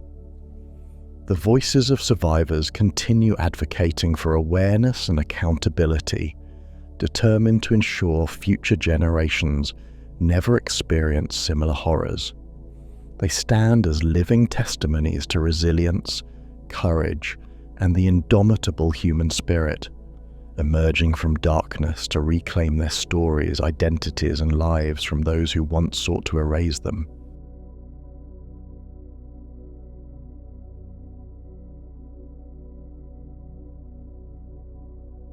Deep in the remote heart of the Brazilian Amazon, beneath the sprawling emerald canopy that stretched endlessly across the horizon, lay villages quietly tucked between rivers and rainforest. Life in these isolated settlements flowed with the rhythms of nature, slowly, patiently, bound by cycles of sunlight and rain. The dense jungle that encircled the small towns provided shelter and sustenance, a world both generous and unforgiving, its silence punctuated only by the calls of hidden birds, the rustle of unseen animals, and the omnipresent drone of insects. Yet beneath this tranquil veneer simmered whispers of something darker, something unsettling that quietly penetrated the peace, whispers that began in shadows, rumors of secretive gatherings in the depths of night, meetings held far from the prying eyes of neighbors or officials, where strange teachings echoed beneath the oppressive darkness. These whispers began quietly at first, little more than faint murmurs traded among neighbors, tales passed on from fishermen or hunters who claimed glimpses of distant lanterns weaving through the trees in the dead of night. But slowly, inevitably, they grew louder, clearer, more insistent, carried from house to house, village to village, until stories of mysterious groups and unsettling rituals spread across the region like a slow-moving mist. At the heart of these whispered stories stood a single enigmatic figure, Valentina de Andrade, a striking woman whose confident bearing and penetrating eyes could hold a listener transfixed, conveying both compassion and absolute authority. Valentina had emerged seemingly from nowhere, a self-declared prophet whose teachings stirred intense curiosity and quiet dread in equal measure. Her past remained shadowy, little more than fragments of gossip hinting at previous travels. prior lives lived elsewhere, distant regions from which she brought secrets and revelations supposedly entrusted to her by beings not of this earth. She described herself openly and without hesitation as a conduit for celestial entities, an emissary chosen by beings who inhabited distant stars, entrusted with profound messages intended specifically for humanity. At first, those messages seemed innocuous, even uplifting, words of spiritual wisdom and cosmic understanding, teachings on compassion, healing, and universal connection. Yet, as her following quietly grew, the messages darkened, subtly at first, but then with startling intensity. Valentina began preaching a doctrine that pierced through the placid surface of village life, proclaiming something utterly terrifying, that the world was approaching a cosmic reckoning, a moment of spiritual purification in which only the enlightened few would survive. According to Valentina, extraterrestrial beings, whom she called superior universal alignment, had confided in her that humanity's spiritual energy had been polluted, corrupted beyond redemption.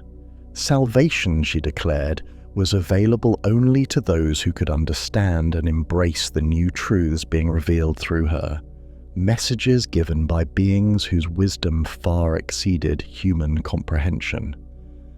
As her message spread, so too did the conviction among a select group of followers that Valentina's revelations were more than mere belief. They were absolute cosmic truth. Her teachings provided answers to a profound spiritual hunger felt by those living in isolated villages, men and women whose lives seemed small beneath the vastness of the sky, villagers quietly troubled by fears of unseen dangers lurking within the jungle. Valentina's voice became a beacon, a promise of clarity amid uncertainty, a whisper of guidance in the dark. Those who embraced her teachings spoke reverently of her as a visionary, a spiritual leader whose insights offered genuine hope of transcending their earthly limitations, ascending to a higher existence among benevolent extraterrestrials. Yet beneath this veneer of cosmic spirituality lay unsettling beliefs. Valentina's message had begun to evolve into something troubling and starkly specific, asserting that children born after 1981 lacked souls, empty vessels devoid of spiritual essence, dangerous and harmful entities masquerading as human beings. To many, this claim seemed impossible, even absurd, a distortion of reality that should have been easily dismissed. Yet within the cloistered enclaves that gathered secretly beneath the Amazonian night, these notions took root. Followers who had committed themselves fully to Valentina's teachings accepted her words as unquestioned truths, convinced by the intensity of her presence and the compelling nature of her revelations. The hidden meetings took place far from the villages, within clearings hacked carefully from dense vegetation, or inside modest houses secluded by distance and jungle shadows. Participants gathered late at night, arriving silently through winding paths illuminated only by flickering lanterns, their faces partially obscured by darkness. Beneath the watchful gaze of stars, they sat quietly, waiting in anxious reverence until Valentina herself appeared, stepping confidently from the shadows, her eyes intense with a peculiar calm that never wavered. When she spoke, her voice resonated deeply, carrying authority that seemed to radiate from some hidden source, compelling her listeners to lean closer, hanging upon each carefully chosen word. During these clandestine gatherings, Valentina described in intricate detail the nature and intentions of the beings who communicated through her. She explained that these extraterrestrials had existed for millennia, observing humanity from distant worlds, dismayed at mankind's perpetual cycles of violence, greed, and suffering, She spoke passionately of cosmic purification, warning her listeners that earthly life as they knew it was on the verge of dramatic upheaval, a spiritual cleansing during which only those who embrace the teachings of superior universal alignment would be permitted to survive, ascending physically and spiritually beyond Earth's corrupted surface to a pristine new world among the stars. Yet this promise of cosmic salvation carried an increasingly sinister undertone. To prepare for their spiritual transition, followers were instructed to detach themselves from their previous lives, to distance themselves emotionally and physically from neighbors, friends, even family. They isolated themselves, spoke less frequently to those outside the group, and began to live quieter, more secretive lives. Within the enclaves, followers exchanged whispered accounts of strange dreams, visions of celestial beings, and unsettling omens perceived within the jungle itself. The rainforest, once seen as nurturing and protective, now seemed filled with unseen threats and hidden signs, reinforcing their belief in Valentina's teachings. They listened intently as she described the impending cleansing, certain that cosmic forces were preparing to reshape humanity itself.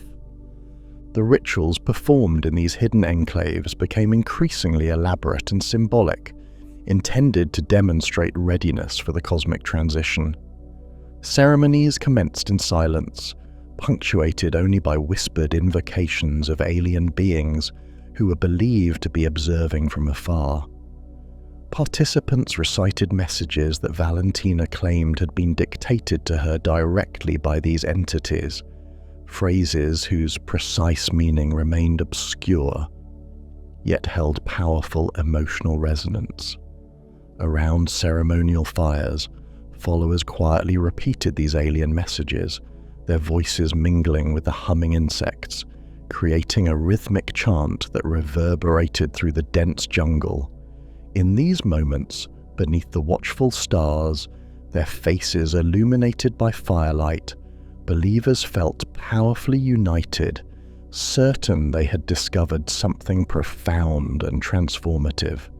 Still, beneath this surface of devotion lay an undeniable current of unease, an unspoken dread that manifested in sidelong glances, whispered doubts, and troubled dreams among some members. Valentina's pronouncements about soulless children, her insistence on detachment from human bonds, and the increasingly insistent demand for absolute secrecy produced a subtle tension that no ritual could entirely dispel. Rumors began circulating quietly in nearby villages about strange disappearances, unfamiliar visitors, and mysterious movements in the dead of night. Villagers found themselves peering anxiously into the shadows, uncertain whether these stories represented genuine threats or mere superstition born of isolation and fear. Yet despite this unease, or perhaps because of it, Valentina's following continued to expand quietly, drawing new adherents seeking meaning or driven by curiosity, captivated by the charismatic prophet who promised to illuminate hidden truths of the universe. Those who joined the superior universal alignment movement embraced its secrecy, viewing the outside world as spiritually blind and potentially hostile. Valentina reinforced this isolation, frequently reminding followers that the moment of cosmic transition required absolute devotion, total faith in her teachings, and unwavering commitment to the rituals she had carefully devised. As time passed, the Enclave's practices deepened, their convictions intensified, and the jungle around them seemed to watch and wait, an immense living presence that had borne witness to countless generations, now observing these hidden rites with silent, enigmatic attention. Participants grew increasingly convinced that the moment of spiritual purification was imminent, readying themselves for a destiny among the stars. Utterly unaware, that beneath their rituals and secret meetings lay seeds of something far darker and more dangerous than they could have imagined. And so they continued to gather beneath the vast Amazonian sky, Valentina's voice echoing softly through the night, alien messages whispered around flickering fires, their prayers rising toward distant stars they believed watched over them, unaware that soon the world they had constructed would collide violently with the reality they had so carefully hidden from, bringing unimaginable consequences. It was in the isolated villages and small towns scattered through the remote Brazilian Amazon, far from major cities and deep in regions often overlooked by the world, that strange rumors first began to spread, quiet whispers that soon became urgent conversations. These whispers spoke of missing children, vanished without a trace, leaving their parents and relatives frantic and desperate, searching through the dense jungle undergrowth, their hearts burdened by fear and a dread. Each disappearance struck another heavy blow to communities already struggling with poverty, isolation, and hardship. And as days stretched into weeks, the initial anxiety hardened into suspicion, distrust, and dark speculation. In the town of Altamira, a modest settlement nestled along the banks of the Xingu River, a community that had long existed in relative tranquility suddenly found itself at the epicenter of inexplicable horrors. Between 1989 and 1993, children began disappearing with disturbing frequency. Small faces, smiling and innocent, appeared on makeshift posters nailed hastily to wooden posts and church doors, their images hauntingly preserved in faded ink beneath the tropical sun. Searches were conducted by weary villagers, parents trudging wearily through mud-choked paths, calling out their children's names beneath the suffocating heat of the Amazon sun, only to return home each night more despondent than the last, their pleas unanswered, hope slipping quietly away. Rumors quickly swirled through the streets, whispered around kitchen tables and market stalls, gaining substance with each passing week. Tales spoke of strange rituals being carried out in secretive enclaves hidden deep within the jungle, rituals invoking alien entities, chanting beneath moonlit skies, mysterious rites involving candles and masks, ceremonies that seemed sinister even in second-hand retellings. Soon, terrified whispers mentioned the name Valentina de Andrade, the enigmatic prophet whose teachings had quietly taken hold in remote corners of the Amazon basin. Villagers remembered her followers' eerie insistence that children born after 1981 had no souls, their unsettling declarations that such children were spiritually empty, dangerous entities who threatened humanity's very existence. In the absence of reliable information, speculation ran wild, fueling panic and distrust.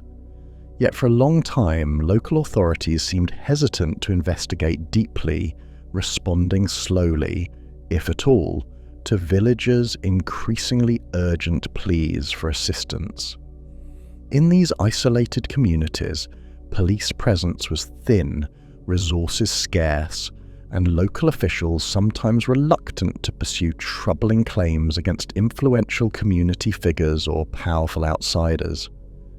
Yet the disappearances continued relentlessly, each new case leaving another grieving family staring silently at an empty chair, haunted by the unbearable question of what had become of their lost child. It was not until the discovery of bodies, tragically undeniable evidence, that officials could no longer deny or ignore the situation.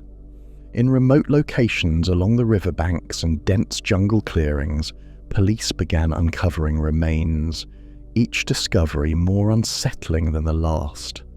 Small bodies were found partially buried or concealed beneath leaves and branches, often marked by strange, deliberate wounds and incisions that indicated ritualized violence. Many bore signs of precise surgical mutilation that investigators struggled to comprehend, leaving police bewildered and villagers deeply terrified, their fears seemingly confirmed by these grotesque discoveries. As the number of victims increased, public pressure mounted rapidly, forcing investigators to confront an unsettling possibility. Could the rumors of secret rituals and alien teachings be more than mere superstition? Could these horrifying crimes indeed be linked to the group known as Superior Universal Alignment, and specifically to the charismatic yet mysterious figure who claimed extraterrestrial communion, Valentina de Andrade herself? The initial evidence was largely circumstantial: villagers' testimonies, cryptic notes referencing alien beings, the sinister proclamations surrounding soulless children. But it was compelling enough to drive authorities to look deeper into the strange movement that had quietly infiltrated their region. Valentina had long presented herself publicly as a spiritual leader dedicated to peaceful enlightenment, dismissing any connection to violence or criminal activity. Yet beneath her calm exterior, investigators gradually uncovered a darker narrative, one shaped by increasingly radical teachings that justified cruelty and even death in the name of cosmic purification. As authorities conducted searches and questioned villagers, troubling testimonies emerged from former followers and fearful residents alike. Stories describing secret ceremonies in which Valentina's doctrines escalated dramatically, culminating in brutal acts intended as symbolic cleansing rituals, supposedly dictated by alien beings. According to witnesses, a small inner circle within the Superior Universal Alignment had developed an increasingly twisted interpretation of Valentina's core teaching, that children born after 1981 lacked souls and represented threats to humanity. This belief evolved from mere spiritual philosophy into a justification for heinous acts, as adherents sought to demonstrate their devotion to extraterrestrial authorities who supposedly demanded proof of loyalty through horrific sacrifices. Local rumors crystallized into allegations that this inner group, operating secretly under Valentina's ideological umbrella, had orchestrated the abductions and ritual killings, convinced they were performing spiritual duties necessary to prepare for cosmic ascension. Investigators were initially skeptical, reluctant to believe such a chilling scenario could exist within their communities. But as they delved deeper, examining crime scenes, interviewing terrified witnesses, and piecing together testimonies, a disturbing pattern emerged. Bodies bore consistent ritualistic mutilations, symbolic wounds that indicated a systematic intent rather than random violence. Evidence suggested some victims had been drugged, taken quietly from their homes. As police conducted increasingly thorough investigations, a web of complicity began to unravel. Prominent local figures, businessmen, doctors, even respected community leaders came under scrutiny. Their connections to Superior Universal Alignment raised profound questions about how such a monstrous operation could flourish undetected for so long.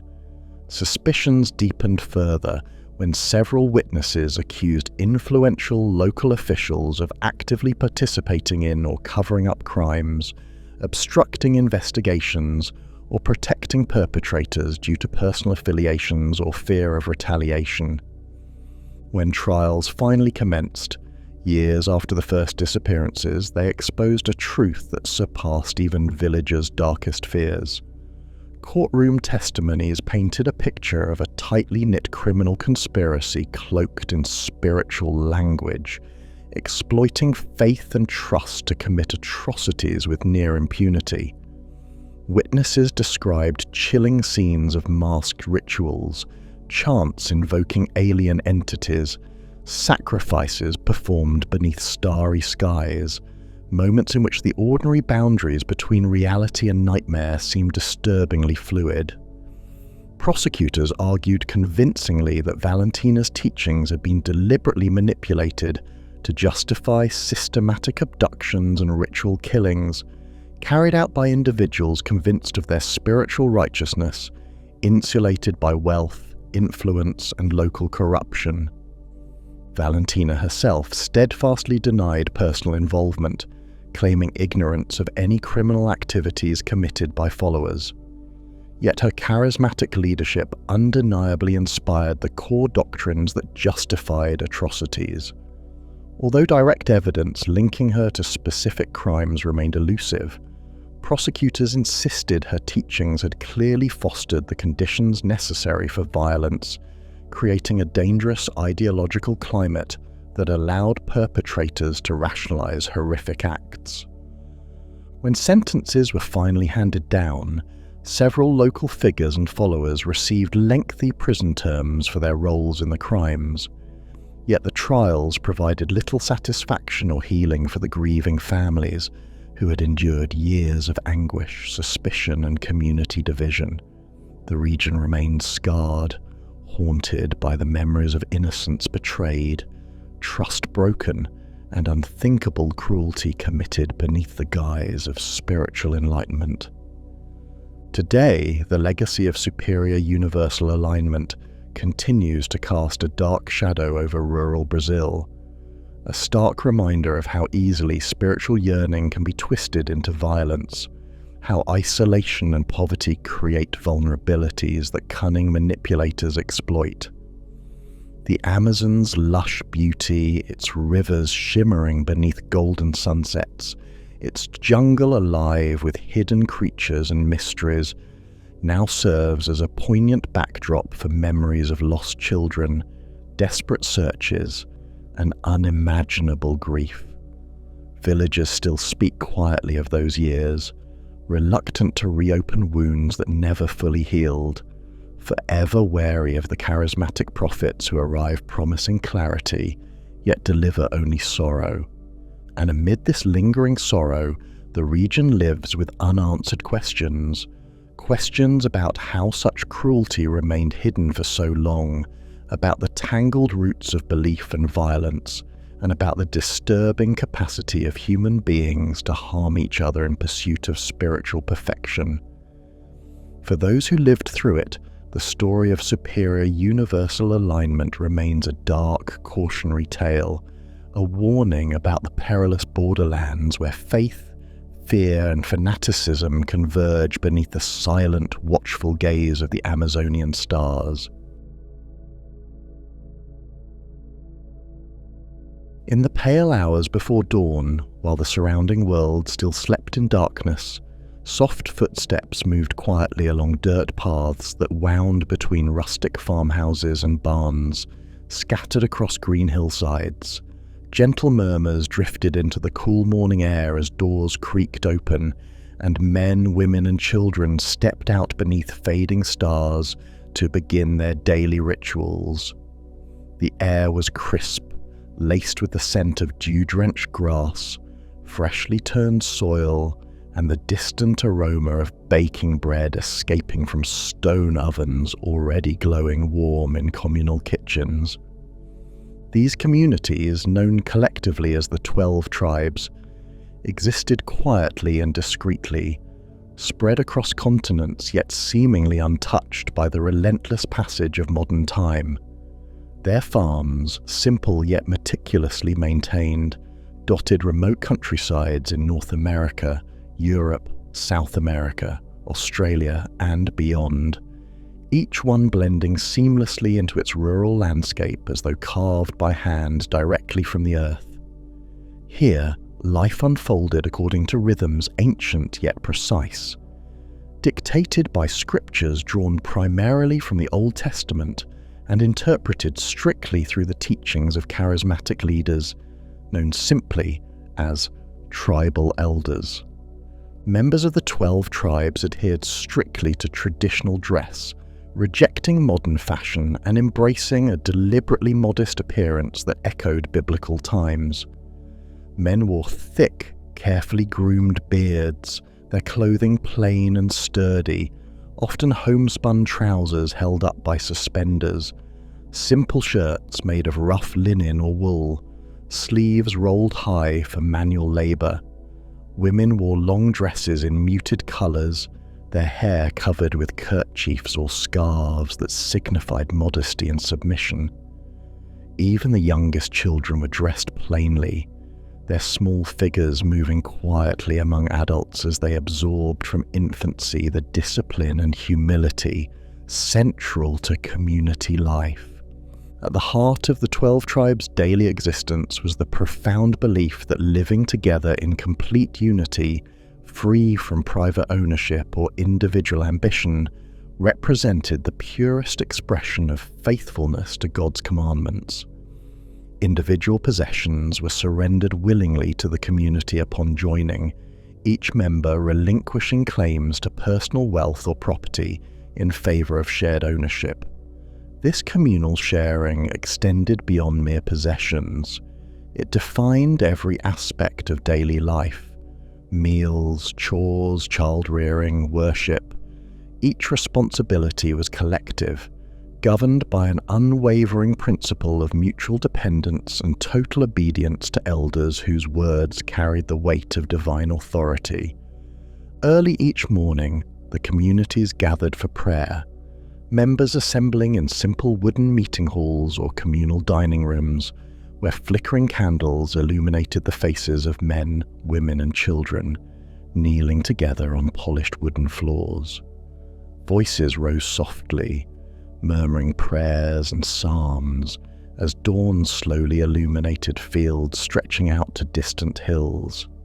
These morning prayers were both solemn and joyful, the congregation united in gratitude for another day of labour and devotion. After prayers, chores began promptly, orchestrated with disciplined precision. Tasks were assigned clearly by the elders, their instructions never questioned or disputed, as members dispersed across farmyards to milk cows, tend vegetable gardens, bake bread, weave fabric, and repair fences. Men moved purposefully among livestock, their hands steady and experienced, while women and older children picked produce from carefully tended gardens, washed clothes in streams, and prepared simple, nutritious meals. Young children assisted quietly, absorbing through careful observation and gentle correction the disciplined lifestyle demanded by their community's beliefs. Children, the treasured future of the 12 tribes, grew up in an environment that emphasized strict obedience and communal identity above individual desire. Education was conducted entirely within community boundaries, schools operating in simple rooms where children learned basic academics intertwined with scripture, prayers, and the community's distinctive beliefs about authority, discipline, and the nature of God. Teachers, selected carefully by elders for their piety and unwavering adherence to communal rules, emphasized obedience and humility as virtues paramount for the young. Instruction was gentle yet firm, a balance maintained carefully to mold obedient, respectful, disciplined adults who would carry the community's traditions into the next generation. Discipline, in fact, was a cornerstone of daily life. Elders instructed members carefully in their interpretation of biblical passages related to correction and guidance, insisting that children who grew without firm discipline risked spiritual ruin. Rules were clear and uncompromising, with violations swiftly corrected through communal accountability, an environment in which no misstep passed unnoticed.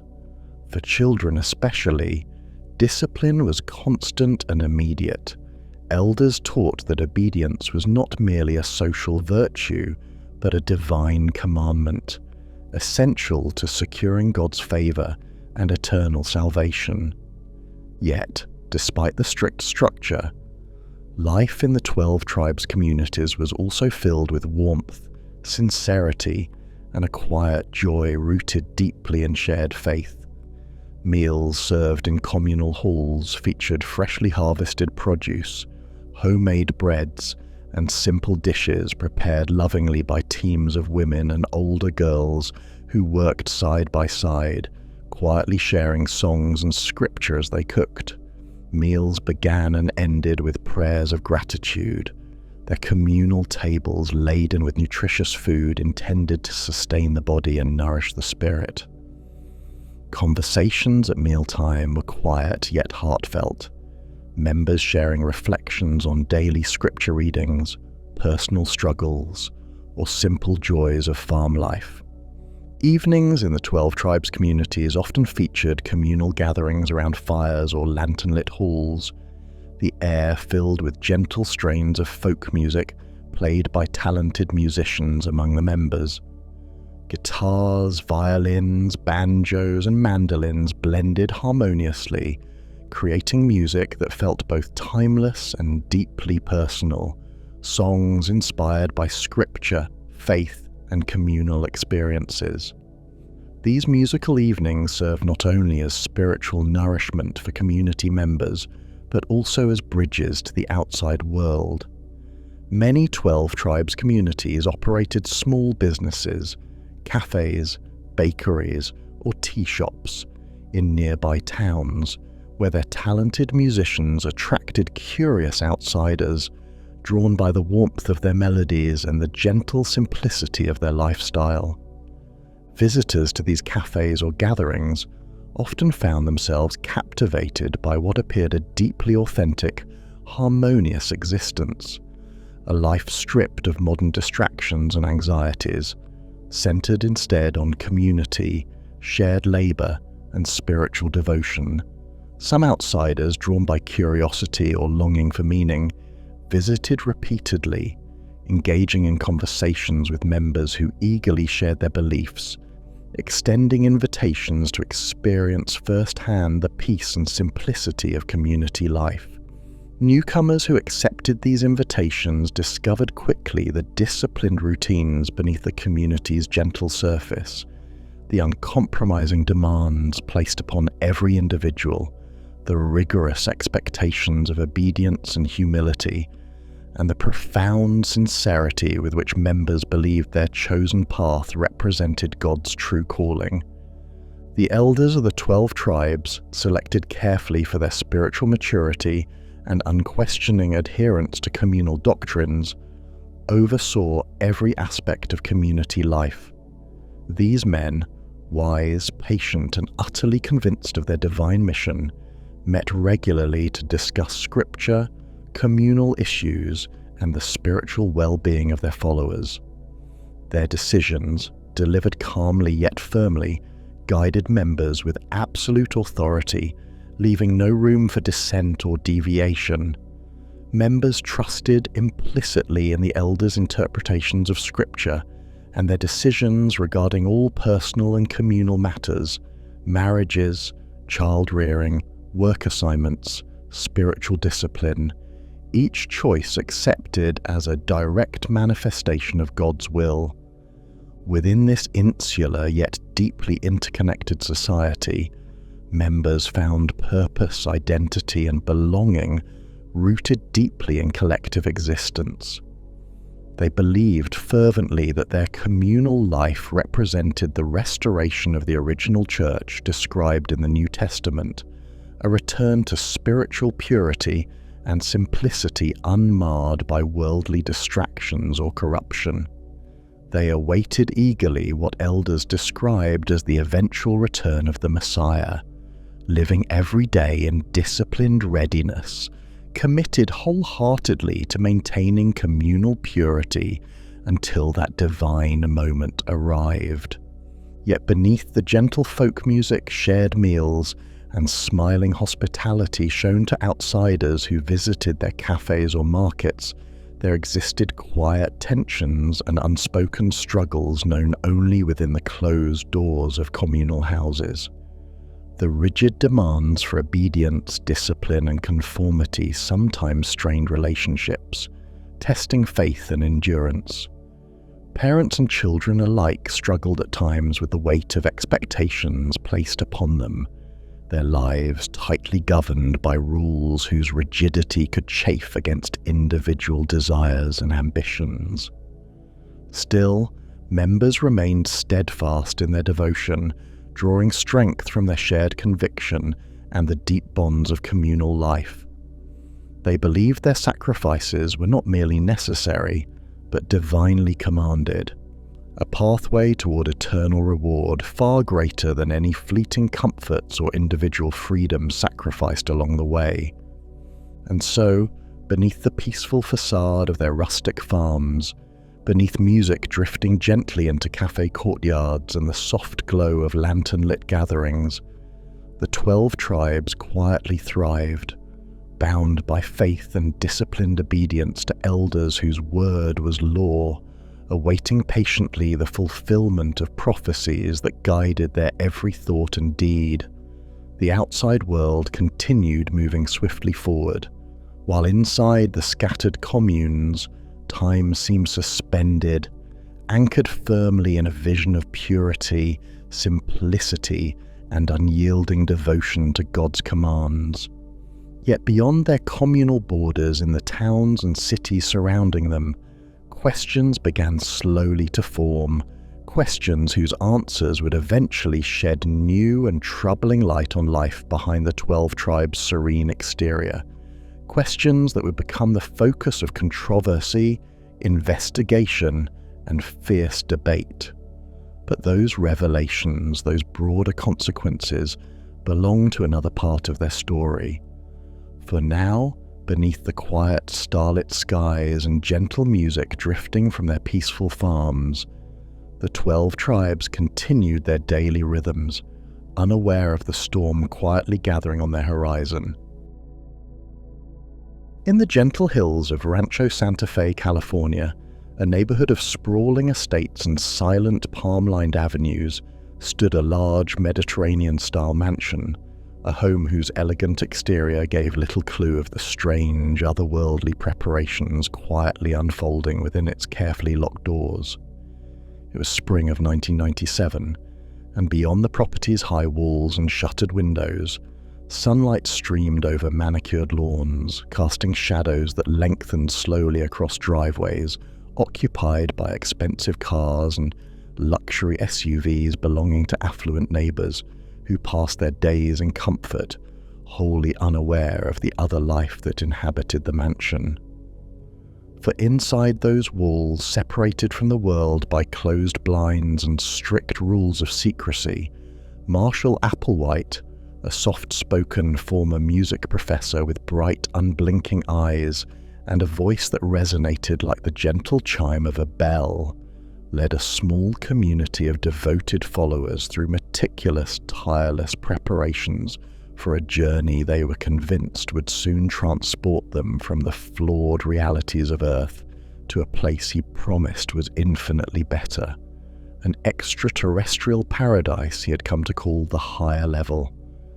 To outsiders, Marshall Applewhite was a curious figure, an enigmatic man of contradictions who exuded calm authority even as he projected vulnerability.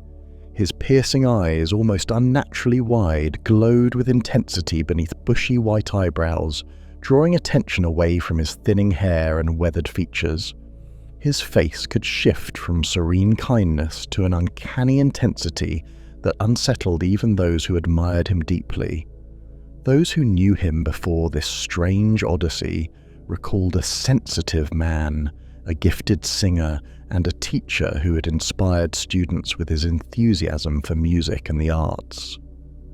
But by 1997, Applewhite had long left conventional society behind, exchanging university halls for the cloistered solitude of rented houses, hotel rooms, and finally this San Diego mansion, leading followers he had slowly but surely drawn into his orbit through a strange blend of Christian mysticism, science fiction, and apocalyptic visions.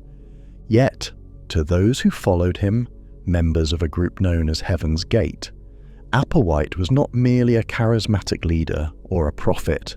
He was a messenger, a direct emissary sent from a distant, spiritually evolved civilization to rescue them from a doomed planet.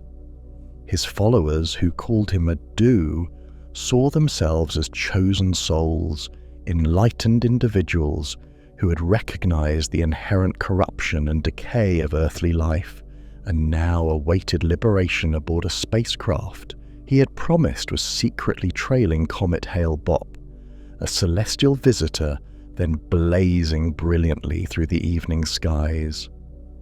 These men and women, ordinary by every outward measure, computer programmers, bookstore clerks, musicians, mothers, fathers, sons and daughters, had given up everything to follow Applewhite's teaching. They had left behind homes, families, careers, and identities, willingly trading individuality for uniformity, personal ambition for collective purpose, and human comforts for ascetic discipline, believing that only through complete devotion and self-sacrifice could they transcend their earthly limitations and ascend to an eternal home among the stars. By the mid-1990s, Applewhite's followers numbered only a few dozen, a significant reduction from earlier years. Yet, what they lacked in quantity they compensated for with remarkable cohesion, driven by shared belief, so potent it erased nearly all traces of doubt. The group's rituals became ever more rigorous as they prepared themselves mentally, physically, and spiritually for a cosmic voyage they believed was imminent. Each member adhered strictly to a regimen that outsiders might have found bafflingly severe: a tightly controlled vegan diet, meticulously monitored exercise routines, regulated sleep schedules, matching black uniforms intended to erase distinctions of age, gender, and identity, and identical haircuts that rendered the community visually interchangeable. Even their chosen names were carefully stripped of individuality, replaced instead by coded initials and numerical designations intended to symbolize detachment from worldly ego and attachment to the higher level that awaited them. Inside the mansion, which the group had meticulously prepared for their final days on Earth, life took on a monastic rhythm, governed by a strict timetable overseen personally by Applewhite himself. Mornings began at dawn with quiet meditation, members sitting cross-legged in silent contemplation of their spiritual transformation. Breakfast was spare, often little more than oatmeal and fruit, served in silence. Meals were times of reflection, not conversation. Human desires and pleasures were distractions, Applewhite taught, unnecessary remnants of a lower state of being. Throughout each day, members engaged in carefully structured study sessions, absorbing Applewhite's teachings through hours of pre-recorded lectures played repeatedly on VHS tapes, lessons detailing the mythology of Heaven's Gate, the precise cosmic mechanics of their expected ascent, and the meticulous behavioral requirements needed to achieve transcendence. In these tapes, Applewhite's voice poured forth in gentle, insistent waves, calmly articulating a detailed cosmology so intricate that listeners found it difficult to resist its carefully woven logic. These teachings combined biblical scripture, science fiction references, Eastern mysticism, and UFO mythology into a tapestry designed to offer answers to those who had found traditional religion empty and secular life meaningless. The message was compelling precisely because it offered what the modern world seemed to deny: a sense of belonging, purpose, and cosmic significance. The mansion's bedrooms, stark and minimalist, reinforced the doctrine of collective asceticism. Furniture was spare, neatly arranged. Personal possessions were strictly limited. Photographs of family, old letters, keepsakes, or sentimental objects were expressly forbidden. Each member slept on identical bunk beds. their belongings reduced to a small bag of uniform clothing and essential items for personal hygiene. Privacy was discouraged as a needless indulgence. Computers hummed continuously in one of the mansion's larger rooms, connecting the group to a small but devoted audience scattered across the internet, many of whom sought meaning in the Heaven's Gate message without ever fully comprehending the full measure of the group's intentions. Members managed online chat rooms and meticulously coded websites where Applewhite's teachings could be freely accessed, and where new recruits might begin their journey toward enlightenment. This blend of archaic monastic practice with contemporary technology became a hallmark of the Heaven's Gate experience, a paradoxical combination of ancient spiritual yearning and modern digital evangelism. As Comet Hale-Bopp drew closer, illuminating the night skies with an eerie brilliance that captivated astronomers and casual observers alike, excitement among the group reached a fevered pitch. Applewhite interpreted the comet as a cosmic sign, a herald sent to announce their imminent liberation. Members gathered nightly in the mansion's main hall to discuss the comet's trajectory, poring over astronomy magazines and television specials, carefully passing each new scientific discovery or astronomical photograph through their unique spiritual lens. They took comfort in these sessions, finding reinforcement in Applewhite's calm assurance that everything unfolding was precisely as foretold. The world outside, fixated on the comet's spectacular beauty and celestial significance, had no way of knowing that, behind closed doors in Rancho Santa Fe, these quiet men and women saw in Hale-Bopp not merely a beautiful cosmic event, but the final confirmation of their leader's prophecies. And yet, despite the tight-knit sense of community and purpose that bound Heaven's Gate together, there was also a subtle undercurrent of melancholy that hung over their daily lives. Each follower, in their moments of private reflection, moments they rarely allowed themselves, might have acknowledged a pang of uncertainty, a shadow of fear about what lay ahead. But doubts were quickly buried beneath the shared rhythms of daily practice, the constant reassurance of their leader's soothing voice, and the comforting embrace of absolute certainty offered by the group's collective belief. As the comet reached its brightest point, clearly visible to anyone who looked skyward at dusk, the preparations inside the mansion took on a greater urgency. Members rehearsed for the ritual they would soon undertake, carefully scripting out every detail of their final act, practicing the sequence of their actions to ensure perfect adherence to Applewhite's instructions. Yet even amid these rehearsals, there was no panic, no outward sense of dread, only the quiet, disciplined resolve of people utterly convinced of their imminent salvation. As the days counted down, the group's isolation intensified. Curtains remained closed, doors locked. They maintained their careful public anonymity, interacting with outsiders only through the screens of their computers, where messages of farewell, assurance, and spiritual encouragement were carefully composed and scheduled to be published in the days following their departure. For all outward appearances, the Heaven's Gate mansion was simply another beautiful home in a wealthy neighborhood, its occupants polite but reclusive. No one suspected the quiet rituals unfolding behind those locked doors. The outside world carried on, oblivious.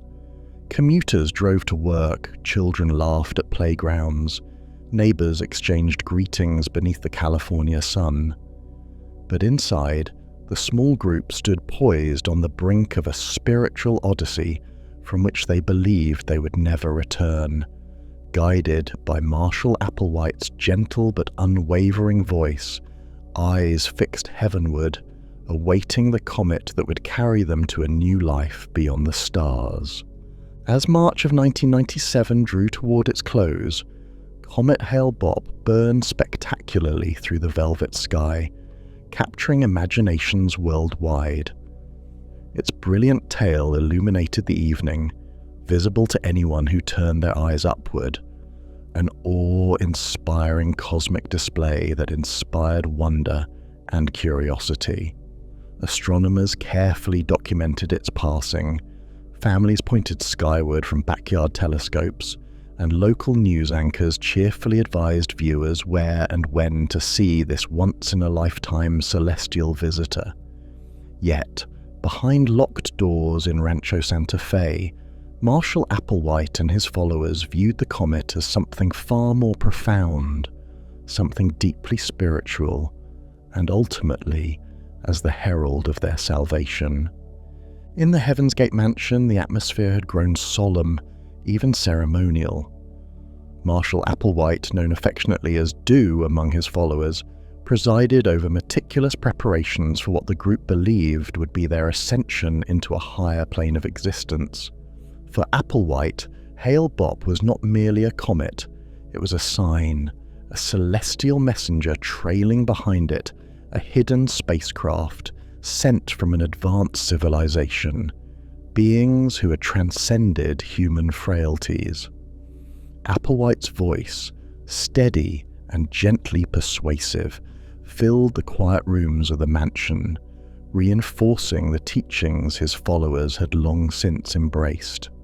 Through countless recorded lessons, he had carefully laid the groundwork, guiding them toward a vision that combined science fiction, Christianity, and New Age spiritualism into a single, seamless narrative of cosmic redemption. Applewhite's story, told with serene conviction, resonated deeply with his small group of followers precisely because it offered clarity and hope in a confusing world. He taught that the Earth was a flawed and corrupted place, one destined for imminent recycling, cleansing and rebirth by a higher authority. Humanity, bound by worldly desires, trapped in cycles of birth, suffering and death, would soon face an end. Yet he assured his followers that those willing to leave behind all earthly attachments, including their physical bodies, could board the spacecraft behind Hale-Bopp and transcend into a new existence, a spiritual state free of suffering, gender, aging, or pain. In essence, Heaven's Gate had become an escape, not simply from physical life, but from existential uncertainty itself. The preparations leading up to their final days were methodical, almost ritualistic. Each detail, no matter how small, was meticulously planned. Members recorded farewell video statements, calm and lucid explanations, intended not only as messages to loved ones left behind, but as documents for posterity, proof of their rationality and dedication, a testament to their unwavering faith. They carefully packaged videotapes, letters, and extensive online postings, ensuring that their message would survive beyond their earthly existence. Their website, carefully updated until the last possible moment, offered a final explanation for what they saw as a joyous event: the arrival of an interstellar craft hidden behind Hale-Bopp, an object invisible to ordinary telescopes but revealed clearly, Applewhite insisted, through spiritual sight. In their final recordings, the followers appeared calm, thoughtful, even cheerful. Their faces bore no marks of distress or fear. Instead, their voices conveyed quiet enthusiasm, a sense of adventure, as though they were embarking on a long-awaited voyage. One by one, they spoke lovingly of Applewhite, describing him as their spiritual father and guide. They reassured family members, expressing understanding that their actions might seem strange or troubling to those who remained behind, yet firmly affirming their own joy and certainty that what they were about to undertake was not suicide, but transformation, an ascension to what Applewhite described as the evolutionary level above human. At the heart of this strange belief system lay an intricate fusion of religious and cultural strands. Applewhite had originally been influenced by traditional Christian teachings, but his philosophy gradually merged with broader currents. UFO lore popularized through Hollywood films and science fiction novels, New Age spiritualism emphasizing reincarnation and interdimensional evolution, and a fascination with emerging technology, especially the early internet, which allowed him to disseminate his teachings widely without the barriers traditional religions faced. This synthesis created an appealing narrative for disillusioned individuals seeking meaning beyond mainstream institutions. It provided them a structured worldview where their unease with earthly life was explained not as despair, but as enlightened intuition, an awareness of humanity's flawed condition and a calling towards something better. Applewhite's message was remarkably adept at transforming anxieties into certainties. His followers embraced rigorous discipline willingly, uniformity in dress, the strict vegan diet, renunciation of sexuality, and abandonment of personal identity. These disciplines were not merely ascetic rituals, but tools to detach from earthly desires, to make themselves worthy of their impending journey. Their Nike sneakers, later a macabre hallmark that captured public imagination, were chosen not as a whimsical gesture, but for their practicality and uniformity, the final expression of their collective identity. They would exit Earth together, anonymous, equal, and perfectly disciplined, ready for their spiritual voyage. The timing of their departure was deliberate. Applewhite's teachings had long emphasized cosmic alignment, and Hale-Bopp's spectacular arrival felt providential, a clear celestial sign confirming everything he had promised. When amateur astronomers speculated mistakenly that Hale-Bopp had a mysterious companion object trailing behind it, later revealed as photographic error, the story captured Applewhite's imagination. This supposed companion became tangible proof of his narrative. He announced to his followers that the spacecraft had arrived. Their moment had come. It was time to prepare for departure. Thus, during the final days in late March, the group entered their last phase of preparation. They tidied their living spaces, carefully sorted belongings, and systematically organized their final steps. They wrote meticulous instructions detailing precisely how their bodies should be found, left identification documents neatly by their beds, and composed farewell notes to those left behind. Meals became sparse, the group's diets limited to simple fruit juices and water, preparing their bodies for the transition they fully expected to undertake. No panic or hesitation was recorded in these final moments. On March 22nd and 23rd, 1997, the carefully rehearsed plan unfolded exactly as designed. Group members dressed identically in black attire, Nike sneakers, and matching purple cloths covering their faces and torsos, a gesture intended to signify their passage into a new identity. In quiet groups, they consumed a lethal mixture of phenobarbital dissolved in applesauce or pudding, followed by vodka, then calmly reclined on beds, waiting patiently for unconsciousness to arrive. As each group passed away, surviving members meticulously arranged their bodies, ensuring perfect alignment and dignity, then continued the process themselves, calmly, precisely, until none remained. Applewhite himself, the guiding figure whose voice had inspired this journey, was among the last to depart. The mansion became a silent tomb, a monument to their unwavering faith. Days passed before authorities discovered the tragedy. Alerted by a former member who had received a cryptic message instructing him to visit the mansion, police entered to find the bodies neatly arrayed.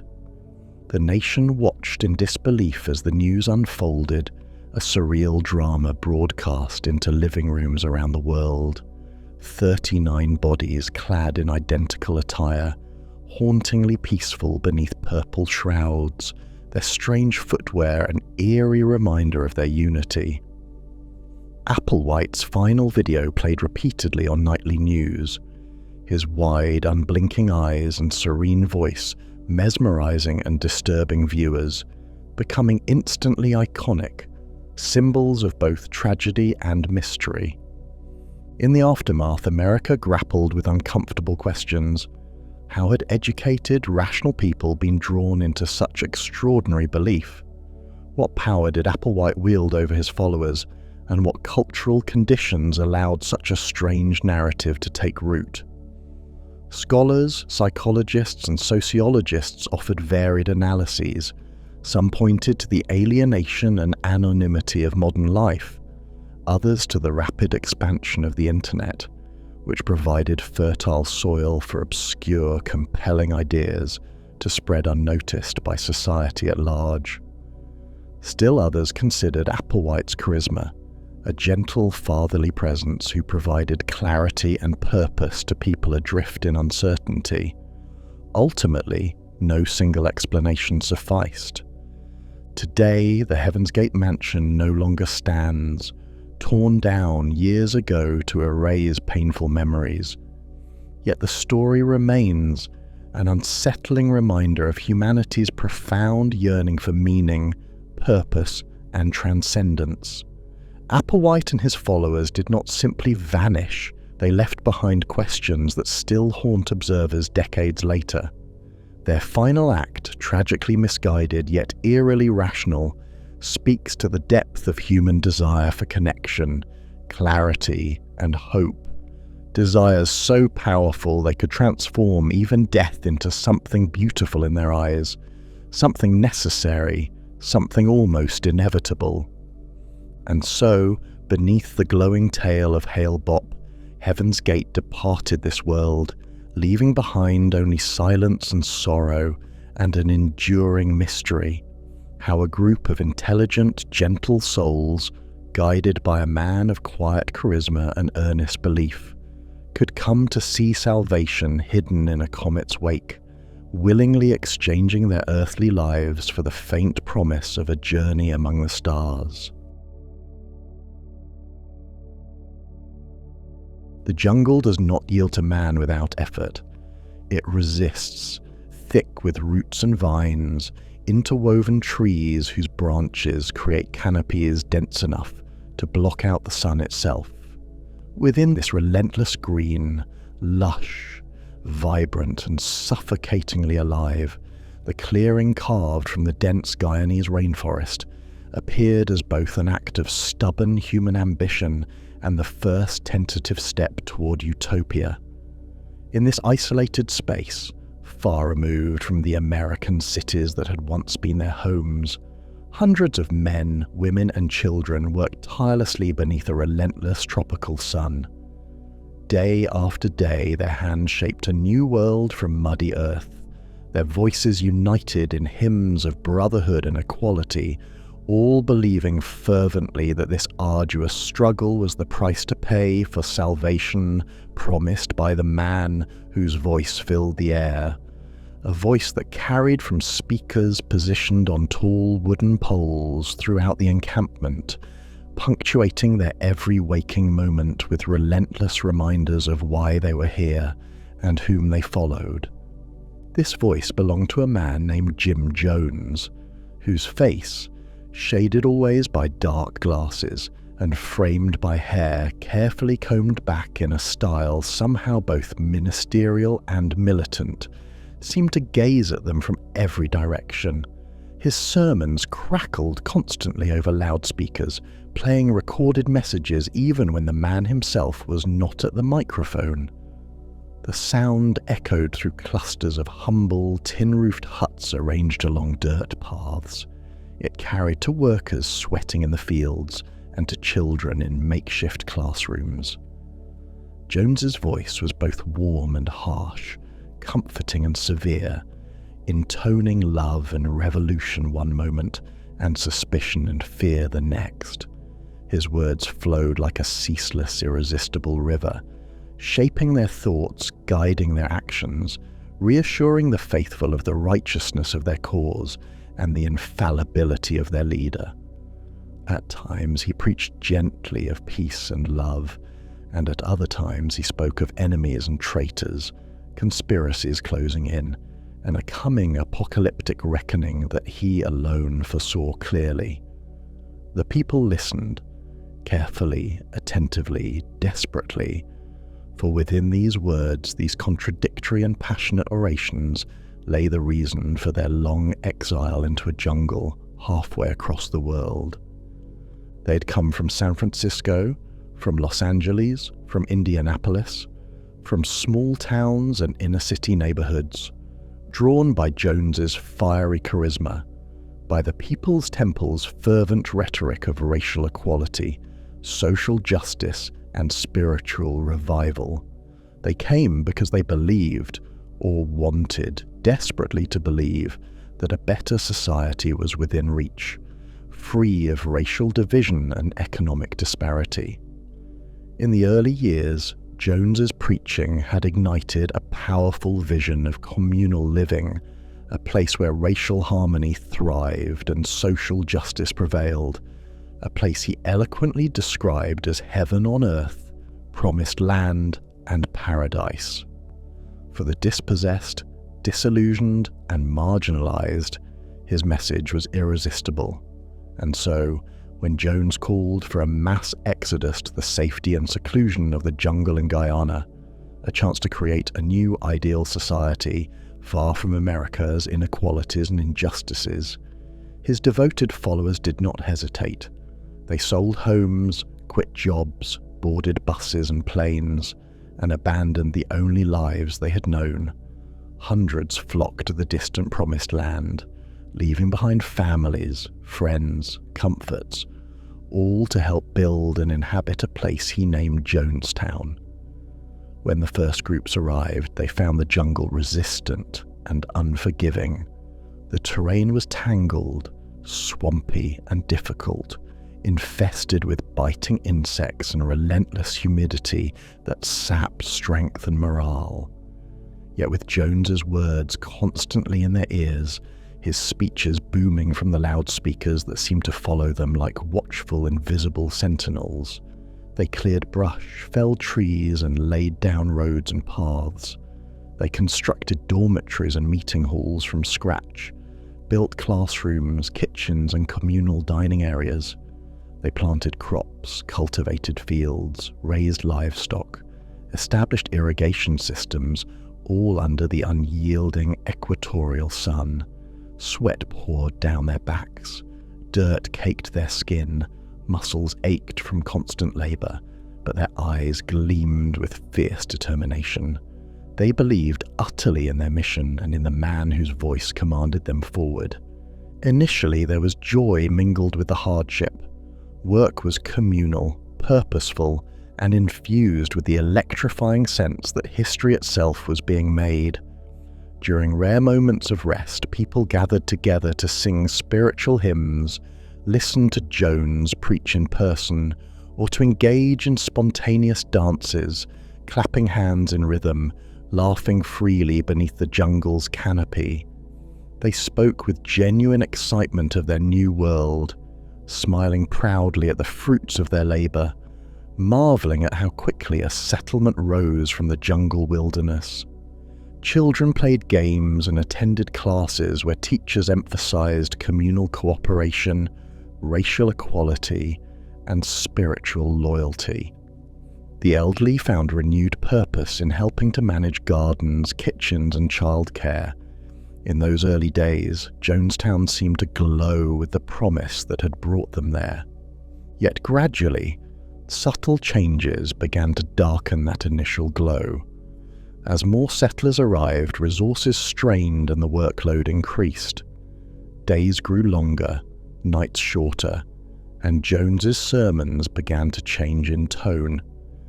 The enemy was no longer merely America's systemic injustice. Now enemies were everywhere, hidden, insidious, waiting to sabotage their utopian project. Jones preached constantly of external threats, CIA conspiracies, hostile defectors, enemies lurking even among family back home who might betray the temple. Suspicion became normalized. Trust outside of Jones himself eroded. Every setback or complaint was labeled disloyalty, proof that the enemy had infiltrated their ranks. Soon, the sense of joyful, collective purpose gave way to an atmosphere of anxious surveillance and whispered accusations. Jones increased his daily sermons, his voice becoming harsher and more controlling, his rhetoric more apocalyptic.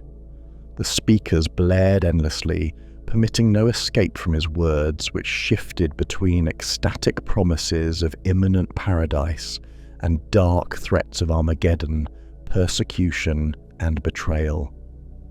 Followers who fell short of strict behavioral expectations faced humiliating public self-criticism sessions, forced confessions, isolation from family, and physical punishment.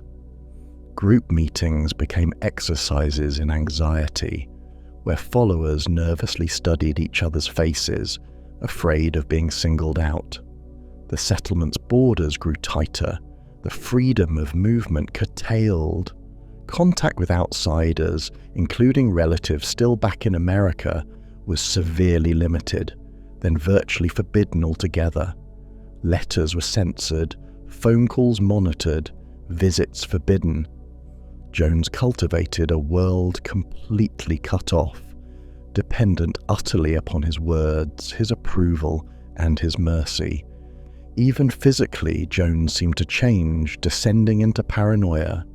His physical health appeared to deteriorate, his face became pale and puffy, his speech slurred at times, his demeanor erratic. Dark glasses hid eyes that many began to fear. Some whispered quietly of drugs, of madness, but none dared speak loudly. And always, endlessly, Jones's voice poured through speakers, warning, preaching, cajoling, threatening. Yet even as the fear grew more palpable, as whispers of discontent quietly spread, most followers remained outwardly devoted, clinging desperately to the ideals that had first brought them here. They were caught between loyalty and fear, between hope and suspicion. They toiled on, working the fields, maintaining the buildings, preparing food, raising children, teaching lessons, listening dutifully to their leaders' increasingly apocalyptic sermons. Some held tight to faith that this hardship was temporary, that the promised utopia would soon manifest. Others worked simply to avoid suspicion or punishment. Either way, they stayed, trapped, isolated, exhausted, and increasingly terrified beneath the heavy jungle sky. Then came the rumors of outsiders coming to investigate, whispers that America, once abandoned, had not forgotten them, that relatives and authorities demanded answers about life inside Jonestown. Jones's messages intensified. He warned of persecution, betrayal, and doom, painting visitors as enemies sent to destroy all they had built. In anxious gatherings beneath jungle stars, Jones spoke darkly of tests ahead, of a revolutionary act they might one day be required to commit, demanding absolute loyalty, absolute commitment. His words grew vague, ominous, menacing. On that final morning in November of 1978, as American Congressman Leo Ryan arrived in Guyana seeking answers, Jonestown awoke beneath a heavy silence. Followers whispered nervously, uncertain of what the day would bring. Jones's recorded sermon still played, but now the messages spoke directly of the end.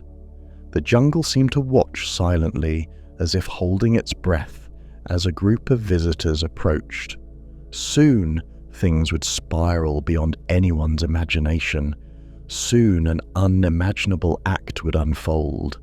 But for now, beneath that quiet sky, the people of Jonestown waited, hearts pounding, nerves frayed, clinging desperately to the last fragments of hope, unaware yet of the horrors the coming night would bring. The sun rose high above Jonestown on November 17, 1978, deceptively serene in its brilliance. A thick silence cloaked the commune, broken occasionally by nervous murmurs among its inhabitants. They moved about their task mechanically, minds occupied by the imminent arrival of Congressman Leo Ryan and his entourage. Ryan had travelled to Guyana following anxious pleas from worried families, desperate for news of their loved ones isolated in this remote jungle enclave. As Ryan's delegation arrived, comprising aides, journalists, and a handful of concerned relatives, the members of Jonestown greeted them with orchestrated smiles and carefully rehearsed enthusiasm. The tension beneath this facade was palpable. Eyes darted anxiously toward Jim Jones, who, hidden behind his trademark sunglasses, seemed both composed and disturbingly unreadable. Despite the oppressive tropical heat, a chilling sense of foreboding permeated the air. Congressman Ryan and his team were guided around Jonestown. They toured communal dining halls, classrooms filled with children smiling nervously under teachers' watchful eyes, and fields where exhausted workers paused momentarily to wave. Everything seemed meticulously arranged, a spectacle of contentment too fragile to withstand close inspection. As day shifted to evening, cracks in the veneer appeared. Quietly, almost desperately, individuals approached members of the visiting party, discreetly passing notes pleading for help. One read simply, "Help us get out." It became clear that beneath Jones's utopian promise lay a darker truth. Fear, coercion, and despair had overtaken the hopeful community. The revelation that some followers wanted to leave Jonestown changed everything. Jones's paranoia, simmering beneath the surface, now erupted violently. He saw betrayal everywhere, believing the visitor's very presence confirmed his darkest suspicions of persecution and conspiracy. Jones summoned his closest aides into urgent conferences behind closed doors. Conversations became fevered, panicked whispers filled with apocalyptic urgency. The illusion had shattered. Early the next morning, November 18th, Congressman Ryan, sensing the escalating danger, prepared to depart with a handful of defectors who had bravely chosen freedom over continued captivity. They boarded trucks bound for the remote airstrip at Port Kaituma, their relief tempered by lingering dread. The jungle's oppressive quiet deepened, broken only by the engine's strained roar and the whispered prayers of those aboard. Suddenly, as the delegation reached the airstrip, the silence was violently shattered. From the jungle perimeter emerged a group of armed men, loyalists dispatched by Jones, faces grimly set. Gunfire erupted without warning, bullets tearing through flesh and metal alike. Chaos consumed the airstrip. Screams echoed alongside the relentless crack of automatic rifles. When the carnage finally ceased, Congressman Ryan and 4 others lay dead on the tarmac, their blood staining the dust-red earth. Back in Jonestown, panic had taken root. Jones addressed the congregation urgently, his voice amplified and distorted by loudspeakers. His message was stark, uncompromising. The time has come. Our enemies will not leave us in peace. We must take the ultimate revolutionary step. His followers, paralyzed by a blend of terror, devotion, and resignation, assembled obediently in the pavilion. Large vats were brought out, filled with grape flavor aid laced lethally with cyanide. Calmly, almost matter-of-factly, Jones directed the orderly procession, his voice steady yet distant, coaxing, commanding, promising peace and an end to suffering. Many wept softly, some protested feebly, most moved forward numbly, unable to defy the authority they'd long accepted as absolute. The youngest went first, their cries silenced quickly by poison. Parents followed soon after, some embracing their dying children, others collapsing alone. As the line shortened, cries and whispers faded into dreadful silence. Within hours, more than 900 bodies lay scattered across Jonestown, their dreams extinguished alongside their lives. Amid this macabre tableau sat Jim Jones, detached, unmoved. As the jungle darkness deepened, he raised a handgun, taking his own life rather than face the world beyond Jonestown. With his death, the harrowing vision of utopia he had conjured disappeared into the shadows. Days later, when authorities finally penetrated the jungle's heart, the scale of the tragedy staggered them. Rows upon rows of bodies stretched endlessly beneath the oppressive tropical sun. Survivors, few and traumatized, emerged from hiding to tell their stories, accounts of manipulation, coercion, and a descent into madness. In the decades since, Jonestown remains etched into collective memory, a grim warning about blind faith, charismatic authority, and the perilous seduction of absolute ideals. The jungle, relentless and indifferent, reclaimed the commune, swallowing buildings, pathways, and memories alike. Yet beneath its verdant growth, the echoes of Jonestown linger, a haunting testament to the catastrophic collision between idealism and tyranny, hope and despair. In the parched hills northwest of Los Angeles, hidden among the jagged foothills and isolated canyons, sprawled a dusty relic of Hollywood's forgotten era, a ramshackle place called Spahn Ranch. Time had long ago bleached the ranch buildings into shades of faded white and splintered grey, their wooden beams sagging beneath decades of sun and neglect. Rusty nails poked through weathered planks, creaking porch swings hung listlessly from chains, and abandoned Western movie sets sat eerily still, the props and scenery half reclaimed by sagebrush and tumbleweed.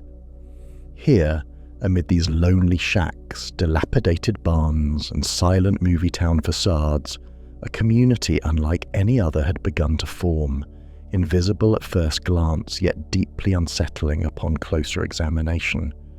The man at its centre was Charles Mills Manson, a small framed figure with penetrating eyes, a beard grown wild, hair spilling untamed across his shoulders.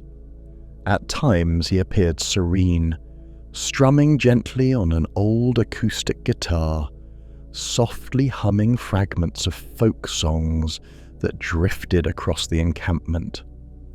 Other moments found him pacing restlessly, animated with bursts of intensity, eyes blazing, as he shared visions of an impending apocalypse, a coming war, a cosmic reckoning foretold by music and scripture, and a patchwork spirituality he alone could interpret.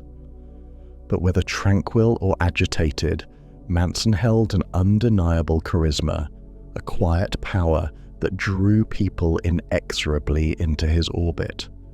His voice, low yet resonant, could soothe or electrify. The rancher's lost souls, mostly young, impressionable, searching desperately for meaning, listened raptly, gathering nightly around flickering bonfires that cast shadows upon their faces, entranced by his stories of revelation and destiny. The 1960s had reached its twilight, and America was shifting uneasily in its cultural skin.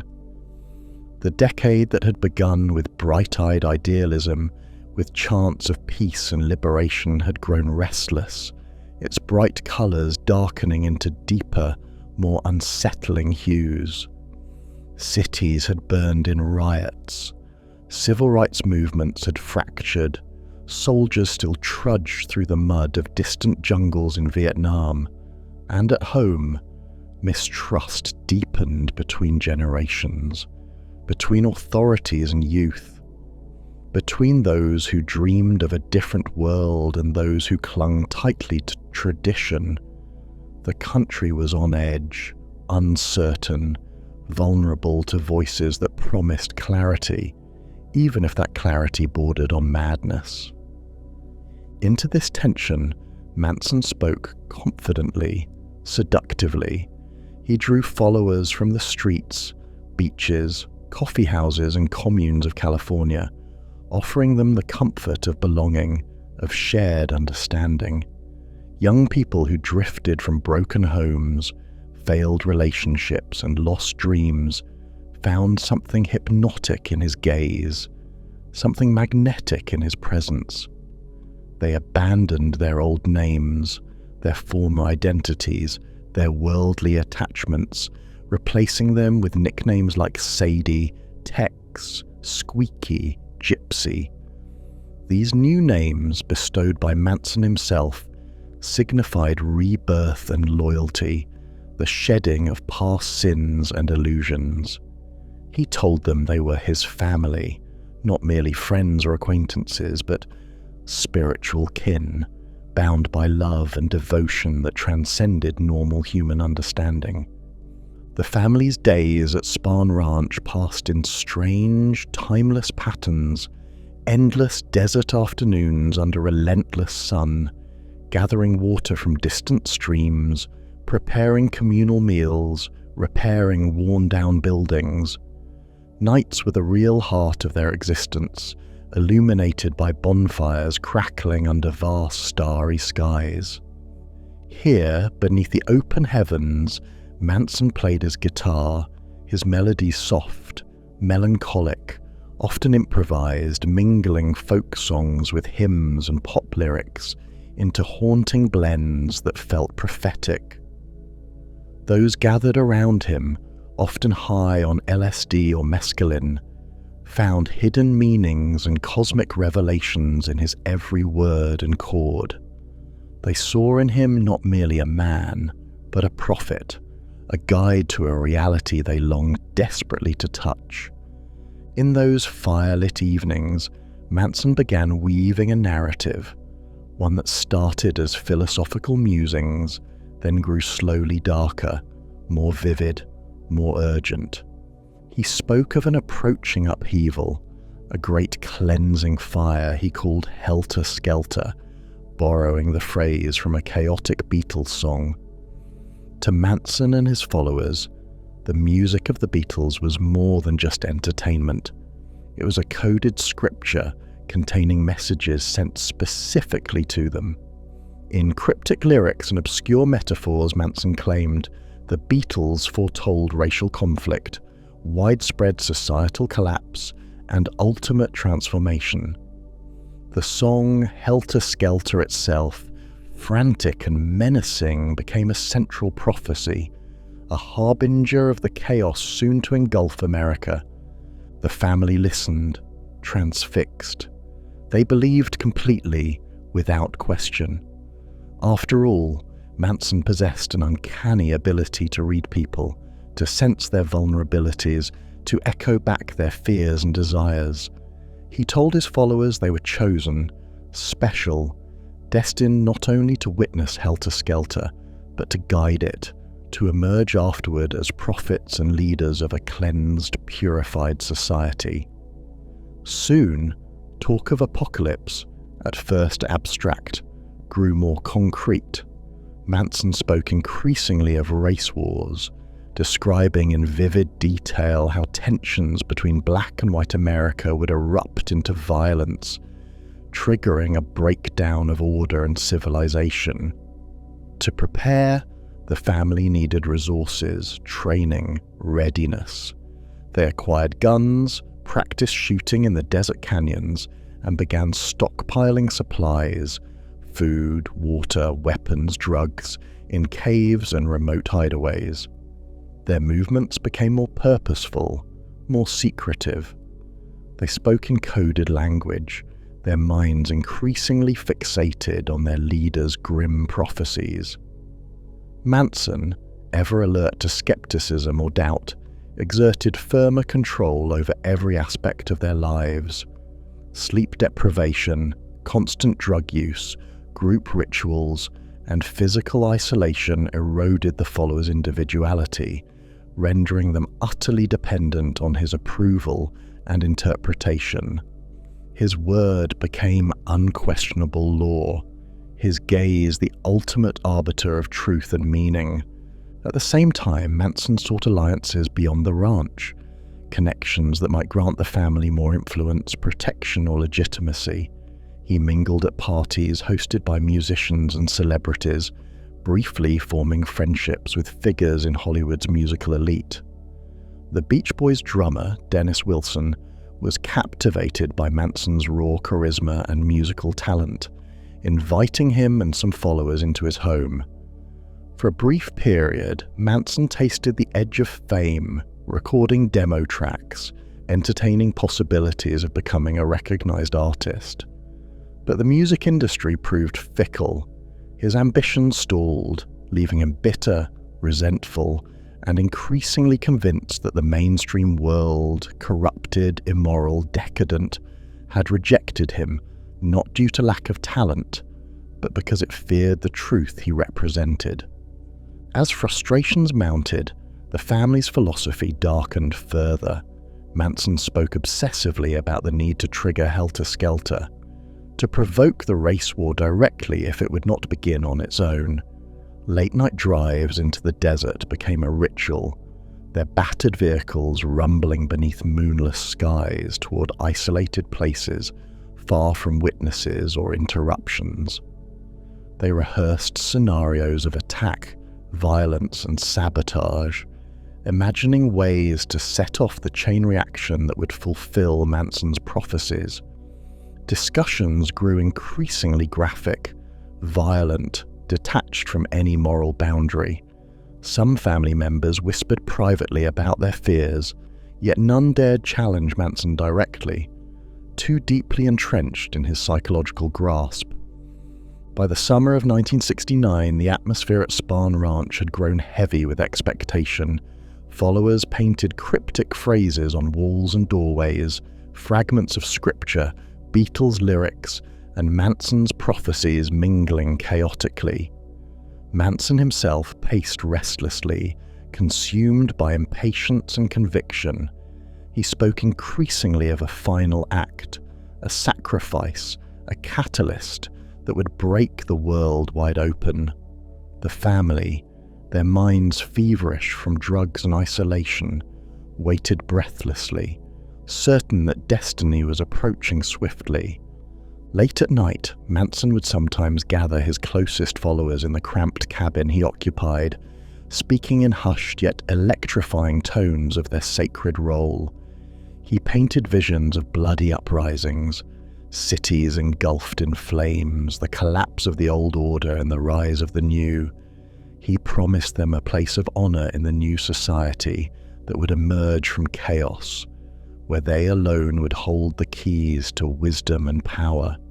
The message sank deep until it became impossible to distinguish between their own thoughts and Manson's relentless voice echoing through their consciousness. Under endless desert stars, the family watched and waited, eyes shining with fervent expectation. Manson had promised that their time had come, that they alone could awaken the sleeping, oblivious world through violence and sacrifice. His prophecies had become not just predictions but imperatives. Slowly, surely the plan solidified, lines blurred between thought and action, between fantasy and deadly intent. The family now hovered on the threshold of something irreversible, a boundary they approached with a mixture of excitement and dread, guided solely by the voice of one man, Charles Manson, prophet of apocalypse, whose words had led them inexorably toward a dark destiny. And so, on warm nights beneath a black sky that seemed to stretch endlessly into darkness, the desert silence grew heavy with inevitability. Soon, the family would step beyond imagination, plunging headlong into violence that would shock an entire nation and leave an indelible scar upon the American psyche. But in those last quiet nights, before madness spilled over into bloodshed, Manson continued to strum his guitar by flickering firelight, and his followers, eyes reflecting flame, listened to every haunting note, unaware yet utterly certain that the world they knew was about to end. In the quiet neighborhoods above Los Angeles, where palm-lined streets wound through the gentle hills, the warm night of August 8, 1969, settled slowly into a calm stillness. Houses perched among the canyons and foothills glowed softly behind windows and patios lit by lanterns, the glittering city below spreading out like a constellation beneath the darkened horizon. At 150, Cielo Drive, a secluded home tucked privately behind iron gates, actress Sharon Tate, young, radiant, 8 months pregnant, was spending a peaceful evening with friends. Inside, laughter echoed gently, music murmured from a record player, conversation drifted in and out. The atmosphere was carefree, intimate, unaware of the darkness quietly approaching along the winding drive. That darkness arrived in the form of 4 shadowy figures emerging from a beaten-down car parked discreetly at the edge of the property. Guided by instructions from Charles Manson himself, the group, Tex Watson, Susan Atkins, Patricia Krenwinkel, and Linda Kasabian, climbed silently over the gate, creeping toward the house like ghosts slipping quietly through shadows. They had rehearsed the scenario many times at the ranch, their minds saturated with visions of apocalypse and cosmic purpose. Tonight, under cover of darkness, their belief became action. Dreams turned into nightmares. Inside, Sharon Tate was joined by friends: celebrity hairstylist Jay Sebring, coffee heiress Abigail Folger, aspiring screenwriter Wojciech Frykowski, and Stephen Parent, an unlucky teenager simply visiting the caretaker living on the property. Their gathering was small, relaxed, entirely unsuspecting. Suddenly, quiet conversation was shattered by shouts, footsteps, chaos erupting violently through doors and hallways. Within minutes, the intruders, faces pale in moonlight, eyes glassy yet purposeful, overwhelmed their victims with shocking brutality. Tex Watson, the group's leader in this grim endeavor, was particularly ruthless, moving swiftly from room to room, driven by Manson's grim prophecy echoing in his mind.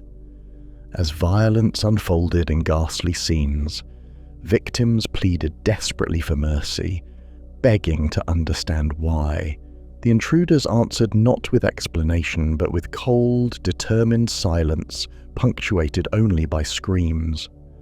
Susan Atkins, who would later speak openly of the crimes, remembered the scene as a blur of adrenaline and dread, blood soaking carpets and walls, victims' faces etched with incomprehension and terror. At the height of this horror, Sharon Tate, begging for her unborn child's life, received no compassion, no hesitation, only an unspeakable cruelty delivered with mechanical efficiency. Before departing the grisly scene, the intruders left cryptic messages scrawled in victims' blood across walls and doors, most notoriously the chilling words, "pig," a cryptic taunt aimed at authorities, a clue deliberately obscure yet horrifyingly specific. When dawn broke over Cielo Drive, the house stood eerily quiet, a tomb in paradise, a sanctuary violated by an incomprehensible evil. The following night brought yet another attack. Manson himself joined the group. Tex, Patricia, Leslie Van Houten, Linda Kasabian, and Susan Atkins, driving slowly through Los Angeles neighborhoods in search of targets. Eventually settling on the home of grocery executive Leno LaBianca and his wife Rosemary, the group entered silently, bound and terrified the couple, then slaughtered them in a manner equally savage, leaving yet another chilling scene behind. This time, the messages written in blood on the walls were clearer, more insistent. Death to pigs, rise, and ominously, helter-skelter, the phrase Manson had lifted from the Beatles and transformed into a prophecy of societal collapse. The meaning was deliberately obscure, yet its purpose was clear. Manson wished to provoke panic, suspicion, racial tension to spark the apocalypse he'd long foretold. Los Angeles, a city already accustomed to headlines and scandals, woke to something new, genuine horror. Newspapers splashed shocking photos and lurid headlines across their front pages, casting a citywide pall of anxiety and paranoia. Rumors spiraled wildly, speculation spreading through streets and neighborhoods. Who could commit such senseless cruelty, leaving such cryptic and grotesque messages? Doors once left unlocked in the California sunshine were bolted shut. Neighbors looked suspiciously at strangers. Hollywood's wealthy hid behind guarded gates. A sense of innocence, however fragile, had shattered overnight. Investigators, meanwhile, confronted scenes unlike any they had encountered before. Veteran detectives, accustomed to violent crimes and grisly discoveries, found themselves unnerved by the brutality and utter senselessness of these murders. Initial leads provided little clarity, only confusion, no clear motive, no obvious suspect. Victims seemed chosen at random, the violence excessive, almost theatrical. The scrawled words offered few immediate clues. Police struggled to decode the symbolism, wondering aloud whether these murders signified robbery gone awry, a personal grudge, or something darker, stranger, more inexplicable. Meanwhile, back at Spahn Ranch, Manson watched events unfold with satisfaction and frustration mingled. He waited expectantly for the race war he'd prophesied to ignite, but when it failed to materialize, he grew restless. He understood that further action might be needed to nudge history forward, yet at the same moment, attention began turning toward his small desert community. Investigators linked minor crimes, stolen cars, drug sales, to individuals connected with the family. Slowly, careful detective work unraveled a web connecting Spahn Ranch to the Tate LaBianca murders. Susan Atkins, jailed for unrelated charges, began talking to fellow inmates, boasting openly of the crimes, confessing proudly, reliving gruesome details without remorse. Word reached detectives who pieced together the puzzle. They began seeing patterns: Manson's strange obsession with the Beatles, the cryptic phrases, the apocalyptic symbolism. The scope and scale of the plot dawned slowly upon them. Charles Manson had orchestrated it all, guiding followers with a twisted blend of charisma, psychological manipulation, drug-fueled indoctrination, and calculated madness. Arrests followed swiftly. Manson and several family members found themselves dragged into interrogation rooms, their disheveled appearance and wild eyes starkly contrasting the sterile surroundings of police headquarters. Yet Manson remained defiant, cunningly evasive under questioning, often speaking in riddles, denying direct involvement yet proudly embracing a prophetic image. He seemed to revel in the attention, transforming his image from obscure criminal to infamous cult leader. Even behind bars, he maintained control over followers, issuing veiled threats, cryptic warnings, and messages meant to intimidate or confuse. The ensuing trial became a national spectacle. Reporters crowded courtrooms, writing daily articles portraying a sinister guru who manipulated vulnerable youth into committing unthinkable atrocities. Prosecutor Vincent Bugliosi methodically revealed a twisted logic behind Manson's orders: helter-skelter, Beatles lyrics, racial apocalypse. Testimonies from surviving family members painted a vivid portrait of manipulation, brainwashing, and fanaticism, a psychological landscape that captivated and terrified America. Outside the courtroom, Manson himself seized upon the media attention. He etched a small X, later modified into a swastika, into his forehead, turning his own body into a shocking symbol of defiance. His followers imitated him, demonstrating unwavering loyalty. Headlines screamed about drugs, cult rituals, hypnotism, satanic influences. The nation grappled with uncomfortable questions about youth rebellion, drug experimentation, disillusionment. How had the peace and love generation produced such grotesque violence?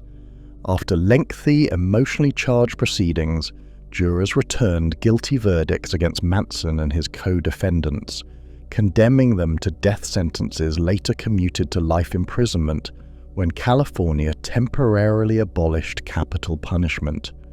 Yet even as prison doors closed behind him, Manson's shadow stretched across decades.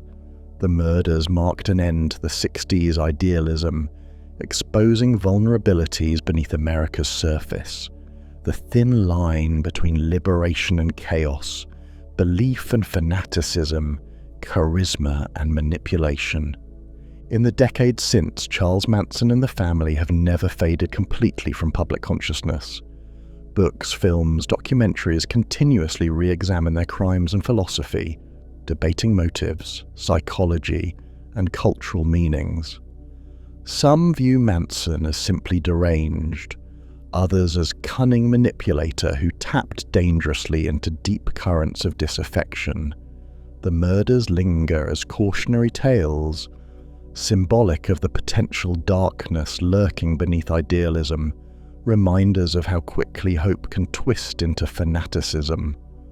And still today, standing quietly outside the locked gates of Cielo Drive, long demolished and rebuilt into something unrecognizable, visitors sometimes pause, imagining whispers drifting faintly upon warm summer winds, echoes of laughter and music mingled with screams, cries silenced forever.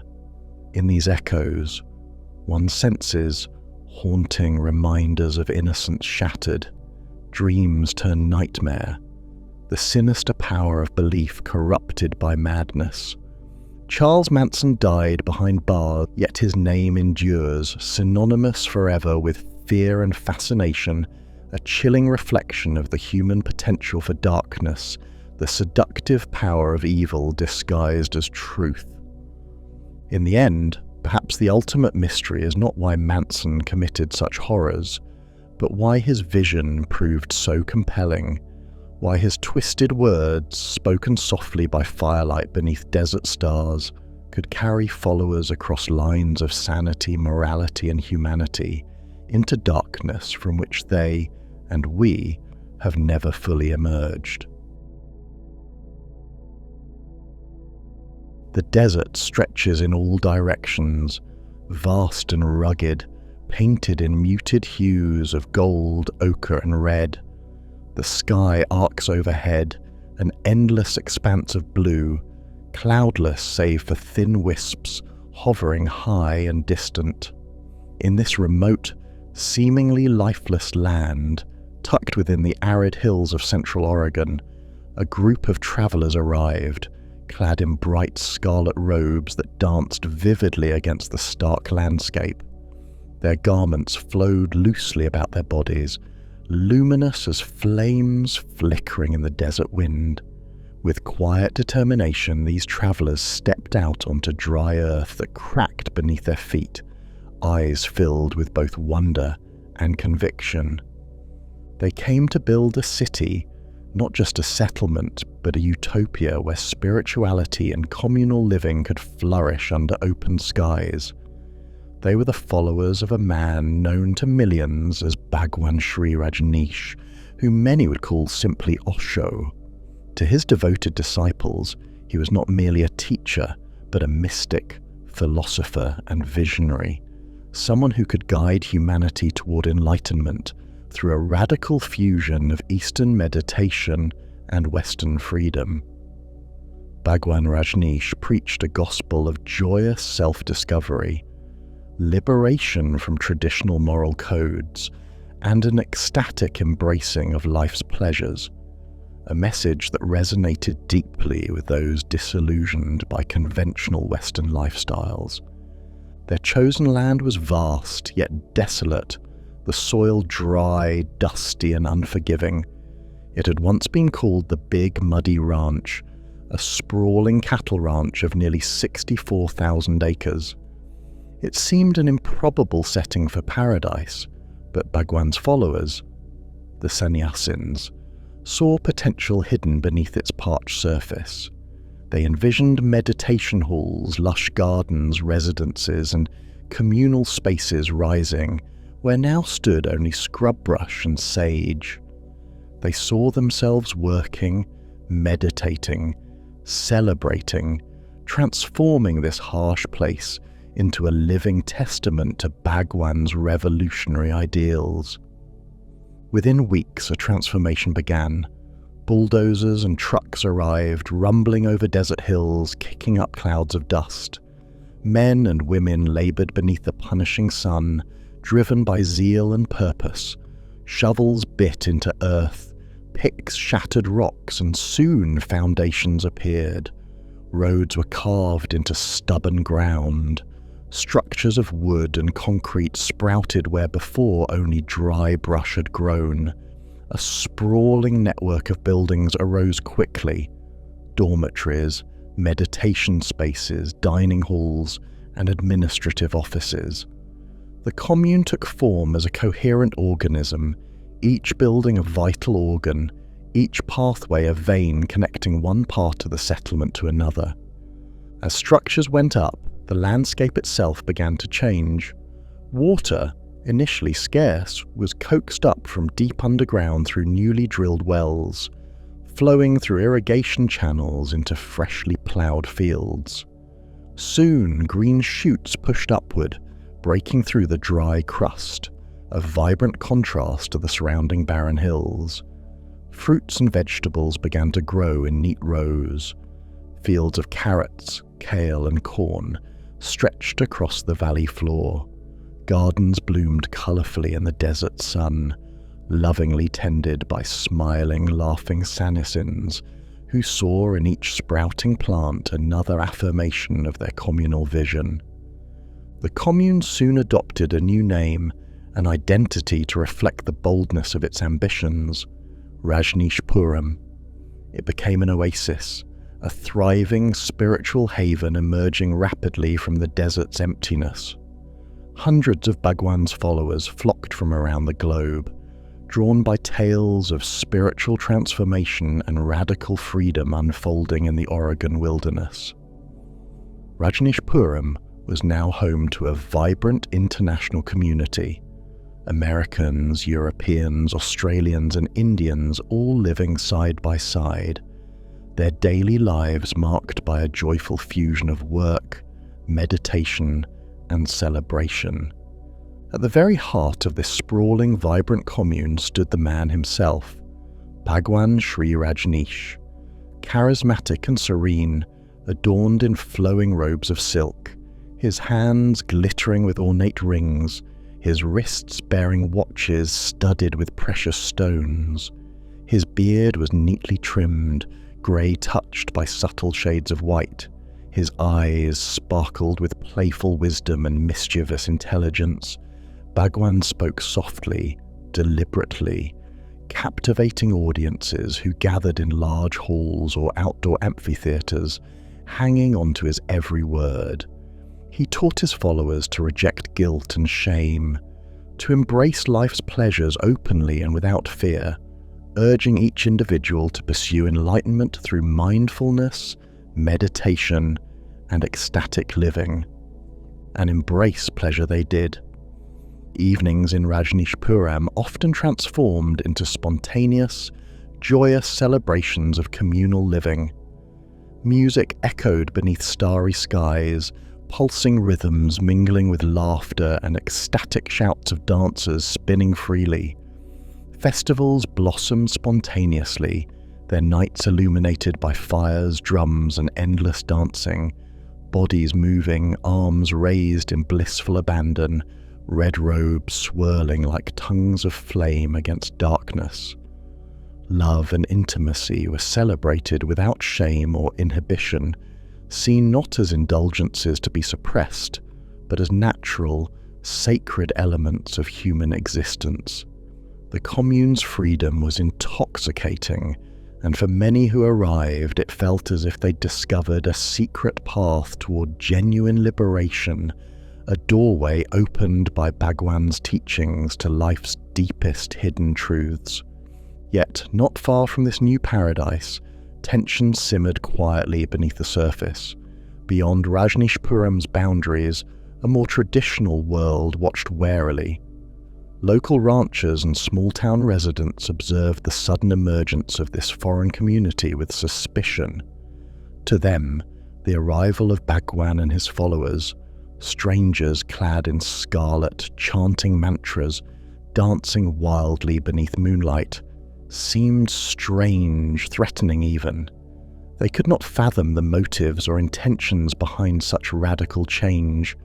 Suspicion and fear spread quietly through conversations held in diners, churches, and homes. Who were these mysterious people in red? What were they really after? Initially, encounters between locals and sannyasins were cautious but civil, yet distrust lingered beneath polite smiles and curt nods. Ranchers saw in Rajneeshpuram not a utopia, but an invasive presence, a community out of step with their own way of life. Quiet resentment grew as Rajneeshpuram expanded its territory and population, acquiring neighbouring ranches, pushing steadily outward. Local farmers grumbled over water rights, their cattle sharing precious resources with commune vegetable gardens. Merchants worried about unfamiliar customs. Preachers cautioned congregations about spiritual corruption. Still, these tensions remained mostly hidden, whispered among neighbours, rarely aired openly. Within the commune, though, the mood remained jubilant, insulated, and unconcerned with outsiders' wary glances. Rajneeshpuram continued expanding, and Bhagwan's influence deepened. Daily routines revolved around meditation sessions, powerful experiences where followers sat silently or swayed gently to music, eyes closed, sinking deeply inward, guided by Bhagwan's gentle instructions. Meals were shared communally in sprawling dining halls, plates overflowing with food cultivated from their own land. Nights remained devoted to uninhibited celebration, laughter echoing into darkness, music pulsing late into warm desert nights. As Rajneeshpuram flourished, Bhagwan himself withdrew somewhat from daily affairs. He began to speak less frequently in public, retreating into quiet solitude inside a large residence built especially for him. Only a select inner circle had direct access, a group led by a fiercely loyal, determined woman named Ma Anand Sheila. Small in stature, yet commanding in presence, Sheila spoke with authority, her voice sharp, clear, and direct. She managed day-to-day operations, interacting with officials, giving orders confidently and decisively. Bhagwan remained a figure of worship, distant yet omnipresent, while Sheila became his powerful intermediary, the voice and authority acting on his behalf. But for most residents, Rajneeshpuram remained a paradise, alive with possibility and potential. Every brick laid, every seed planted, every dance beneath desert stars seemed a testament to what could be accomplished through spiritual devotion and communal effort. Beneath the blue skies, among gardens blooming vibrantly against dry hills, life unfolded in joyful rhythms of meditation, work, and celebration. Followers found a profound sense of purpose, belonging, and freedom here, certain they were part of a movement destined to reshape humanity itself. Yet, even in paradise, whispers began. Small tensions flickered quietly, rumors of discontent, questions left unanswered. But for now, beneath endless Oregon skies, the people of Rajneeshpuram celebrated, meditated, danced, and dreamed, blissfully unaware of how their spiritual haven, this glowing city built from dust and dreams, might someday shift, bringing challenges and changes they could scarcely yet imagine. As Rajneeshpuram flourished beneath Oregon's vast skies, the idyllic facade slowly began to crack, revealing tensions simmering beneath its vibrant surface. The ambitious, utopian vision that had drawn thousands from around the globe started confronting the harsh realities of ideological zeal and human nature, amplified by suspicion from surrounding communities. The friction first became noticeable in interactions with local townspeople, ranchers, and county officials who watched warily as Rajneeshpuram rapidly expanded. To them, the commune was foreign, perplexing, even alarming, an alien presence that challenged their traditional way of life. Each acre acquired by the sannyasins heightened anxieties among locals who felt increasingly encircled. Water rights became a contentious battleground, as lush commune gardens flourished while surrounding farms struggled. Mistrust blossomed into hostility. Whispers grew into angry town meetings, tense county hearings, and heated exchanges in local diners.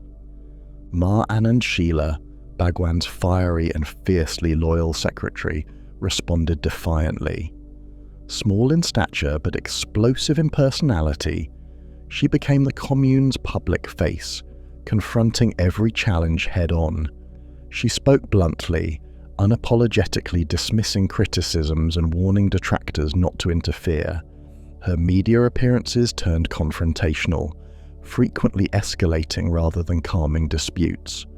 The more locals protested, the more aggressive Sheila's rhetoric became, further isolating Rajneeshpuram from its Oregon neighbors.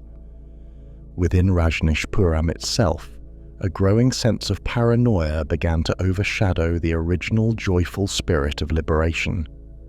Security measures intensified.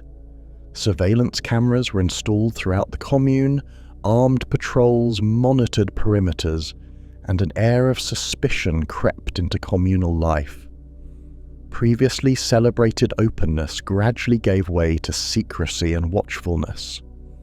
Followers were subtly discouraged from speaking freely to outsiders, their interactions carefully monitored and reported. In this increasingly tense atmosphere, Bhagwan himself retreated further into seclusion. He emerged rarely, limiting appearances to carefully orchestrated moments, riding through the commune in his fleet of Rolls-Royces, waving serenely from behind tinted windows. For his followers, these brief glimpses became treasured affirmations of their devotion. However, Bhagwan's reduced visibility gave Sheila even greater power. She managed daily operations with absolute authority, her voice and will treated as direct extensions of Bhagwan himself. With growing dominance, Sheila reshaped Rajneeshpuram into something markedly different from its original vision. A city increasingly defined by her ambition, paranoia, and desire for control. As political tensions mounted, Sheila's inner circle devised increasingly drastic measures to ensure Rajneeshpuram's survival. Local elections became battlegrounds, with the commune attempting to influence outcomes to secure political power. When their initial efforts failed, the situation took a darker turn. Secret meetings in shadowy rooms birthed desperate strategies, poisoning salad bars in nearby towns, contaminating drinking water, even plotting assassinations of key opponents. These disturbing plots moved swiftly from whispered suggestions to alarming realities. In 1984, residents of the Dalles, a nearby town, suddenly fell ill in large numbers. Hospitals filled with people suffering from mysterious illnesses, symptoms severe enough to require urgent medical care. Authorities, baffled initially, discovered later that salmonella had intentionally been introduced into salad bars and restaurants frequented by voters, part of a calculated attempt by Sheila's followers to incapacitate locals and skew election results in favor of commune-friendly candidates. The incident marked the first major bioterror attack on American soil, deeply shocking the nation. The revelation sparked intensive investigations, focusing attention squarely on Rajneeshpuram. Sheila, defensive yet increasingly embattled, continued publicly denying involvement, even as law enforcement closed in. Secret tape recordings, hidden deep within the commune, soon surfaced, revealing Sheila's explicit instructions for various illegal activities. Her voice, confident yet chillingly calm, laid bare plans of manipulation, deceit, and outright violence. Suddenly the facade shattered, Rajneeshpuram's carefully constructed image of a peaceful utopia irrevocably tainted. The tapes ignited an explosive internal crisis within Rajneeshpuram. Bhagwan, emerging from seclusion, publicly denounced Sheila, accusing her of betrayal and corruption. Sheila fled overnight, abandoning the commune she had shaped so profoundly. Her departure left a vacuum, confusion sweeping through Rajneeshpuram's stunned residents. Federal authorities swiftly descended upon the commune, executing search warrants, making arrests, and dismantling operations. Bhagwan himself was taken into custody on charges of immigration fraud and conspiracy. His arrest sent shockwaves through the community, a stark realization that their charismatic leader was not immune from the reach of American law. In the following weeks and months, Rajneeshpuram unraveled rapidly. With Bhagwan deported back to India after a brief imprisonment and Sheila imprisoned for her crimes, the commune collapsed under the weight of scandal, suspicion, and betrayal. Followers dispersed, some returning disillusioned to former lives, others searching elsewhere for spiritual fulfillment. Buildings fell silent, gardens withered untended, and the vibrant communal life that once animated Rajneeshpuram faded quietly back into the Oregon desert.